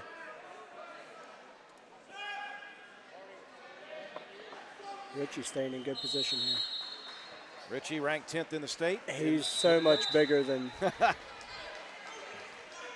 Varney's quick, but Richie's just so much bigger. He's a lad, that's what we call him. Well, like I said, if you're Varney, your goal is to not get pinned. That is number one. Right. Even if you lose this, if you don't lose it by pin, then you are going to secure 5th place for your team in Independence. Meanwhile, Richie knows what's at stake. He's got to pin Varney. Yep. And again, as you said, that will tie it, but with the pin situation, it would still be Independence.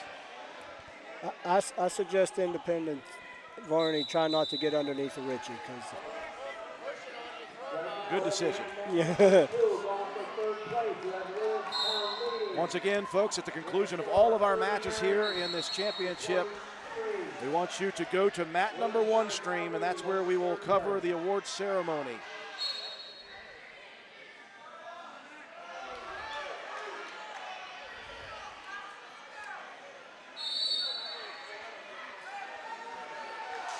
Varney's being smart. He's trying to stay away and trying to take his match to the mat. Oh.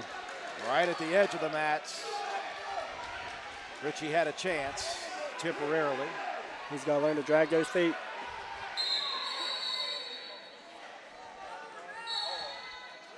The two working again close to our table. That's always a scary situation when beef is coming your way.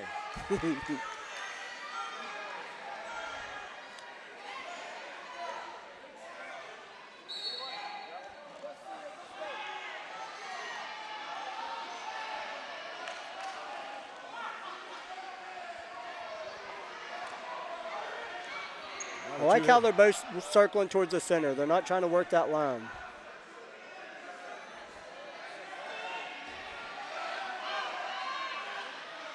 And again, when you see these heavyweights, underhooks, back of the neck, all that stuff, we do have a stall warning, though, on Varney for backing out. Yeah, he's not attacking. He's just trying to stay back. And that's, again, that's strategically not a terrible idea. Right. Bounce to the second period, no score between the two heavyweights. Varney's got first choice.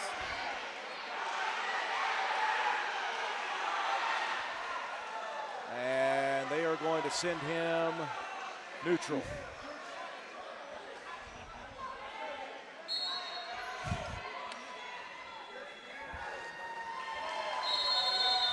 They've got a game plan, and he's not doing it too bad. He's keeping his distance, keeping Richie at a distance. And as you said, circling instead of just backing up. He did have the one-time stall, but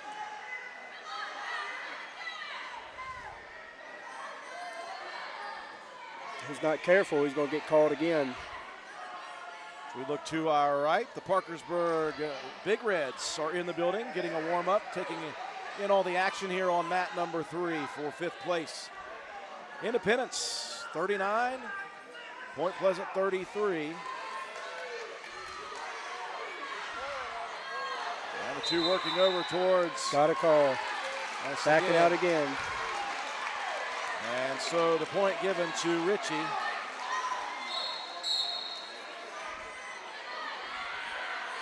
Richie trying to get aggressive with him, trying to get him to pressure back into him, and he won't do it. Yeah, Richie's pushing forward at all times. And we may get another one. Very close.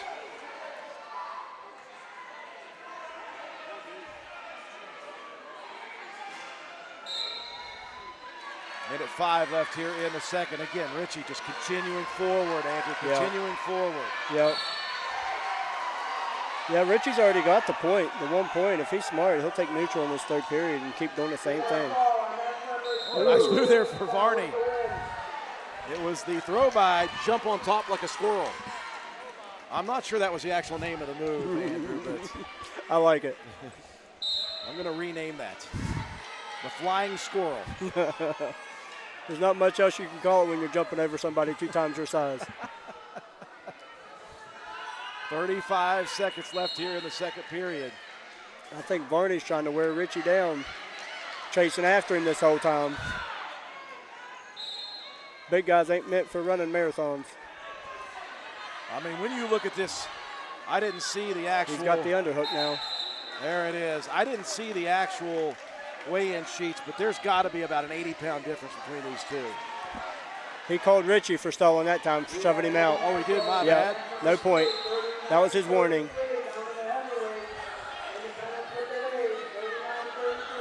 15 seconds left.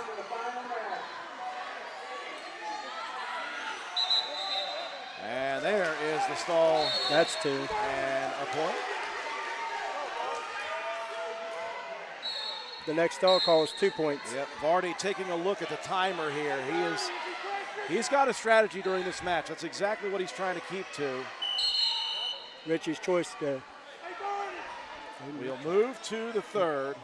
Ah, bone cutter. Coach bone cutter. No. He's going to send Richie top here. Bad choice. You've done wore him out on your feet. I'll let you take it up with Coach Bone Cutter. I'll after this ask is him over. what this choice is all about. Maybe he's looking for the pinpoints. I don't know. I think he is. I think That he's may be looking what it for the is. pin. Richie is way bigger than. He's got to be 40 pounds bigger. Varney, squirrely though. He has been very quick. He is on his quick. feet. But again, that's a lot of weight on top Yep. of you. If you can get him flattened out, Oh, Richie's over top. too high. And Ooh. the escape One, point not for two. Varney. Varney's got to get a takedown. Richie don't have to pressure here. A minute 35. Richie just got a little too high there, and Varney squeaked out, almost had the reversal. Yeah, all Varney did, he balled up in a ball, and Richie shot right over top of him. The two in the center of the mat. Richie can't push him out either because he's already got a stall call against him too.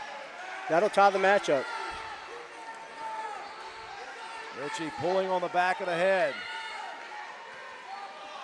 Looking to try to get Varney off balance. Under a minute remaining here in the final match here between Independence and Point Pleasant. Varney's going to try a slide by here again. He's waiting for the pressure. Richie moving forward. And again, as you said, you got to be careful pushing him towards the edge there. They'll reset with 40 seconds remaining.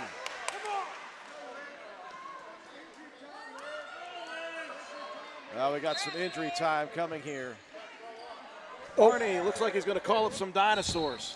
Yep, all over the floor there. While that takes place, we want to thank Indoor Air Inc., our Independence High School sponsor for this tournament. Jeff Varney from Indoor Air Inc. Call him for all of your heating and cooling needs at 304-890-2212. Indoor Air Inc., a proud supporter of Independence Patriot Wrestling. For Point Pleasant, our sponsor for this tournament, Powell Electrical Service. Thank you to Ed Powell and Powell Electrical Service. Wrestler-owned, wrestler-operated with wrestler work ethic and integrity. Don't get shocked messing with wires that bite. Call Ed. He'll get you right safely. If you want it done to code and finish professionally on time, every time, you know who to call. Ed Powell at Powell Electrical Service. So, injury time, so we can find out what Varney ate for breakfast. Got to thank Brian Millick. They do a great job here. They do serve these kids breakfast after the weigh-ins.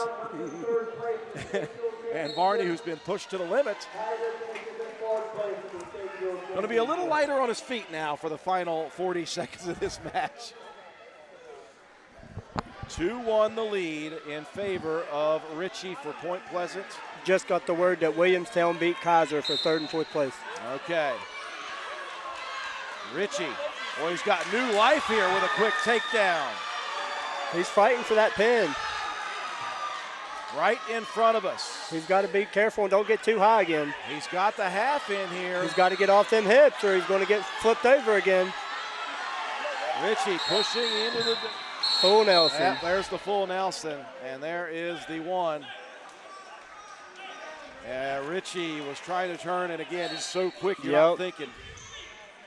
18 seconds left. Varney looking to survive here. Ritchie's got to stay on control the hips, get the hips down, not get too far over top of that head. There's a power half coming, though. 10 seconds left. Ritchie trying to turn Varney, and it slips out with 5, and I think that will do it. One more attempt, no. Great effort for Varney. In the end, Ritchie is going to win it. Your final score, 5-2, and Independence will finish in the West Virginia State Duels for 2026 in 5th place with a final score of 39-36. Andrew Cummings, your thoughts on this matchup? Yeah, I thought this was going to be a close matchup between Indy and Point. They're good guys match up with their good guys for the most part all throughout this whole duel. I didn't know it was going to be 3 points close, but I knew it was going to be close. Well, Andrew, I want to thank you for joining me here today for Mat 3 action. It's been a fun day. Lots of very good, dominant wrestling, and one to finish it off nicely here with Indy and Point, 2 of the best programs in the state of West Virginia. We're going to turn ourselves and our attention over to that championship match, though, correct? Yeah, great. Andrew Cummings, thank you so much. You've been watching live streaming coverage of the 2026 West Virginia State Duels Championships on WVRC 104.7 FM streaming. Brought to you by Rudis and Defense Soap. Special thank you to Brian Millick, our director of the West Virginia State Duels Championships. Assistant Tracy Asbury and their team. Thanks to Greg Zafros, the facilities director here at the West Virginia State Fairgrounds. Special thanks to the WVRC streaming crew here on mat number 3. Andrew Cummings, my color analyst, Justin Holbert, our camera operator, production crew of Joe McDonald and Justin Holbert. The executive director of WVRC streaming is Andrew Miller. For all of us here at WVRC 104.7 FM streaming, this is Andrew Miller saying thank you all for watching live streaming coverage of the 2026 West Virginia State Duels Championships here on WVRC.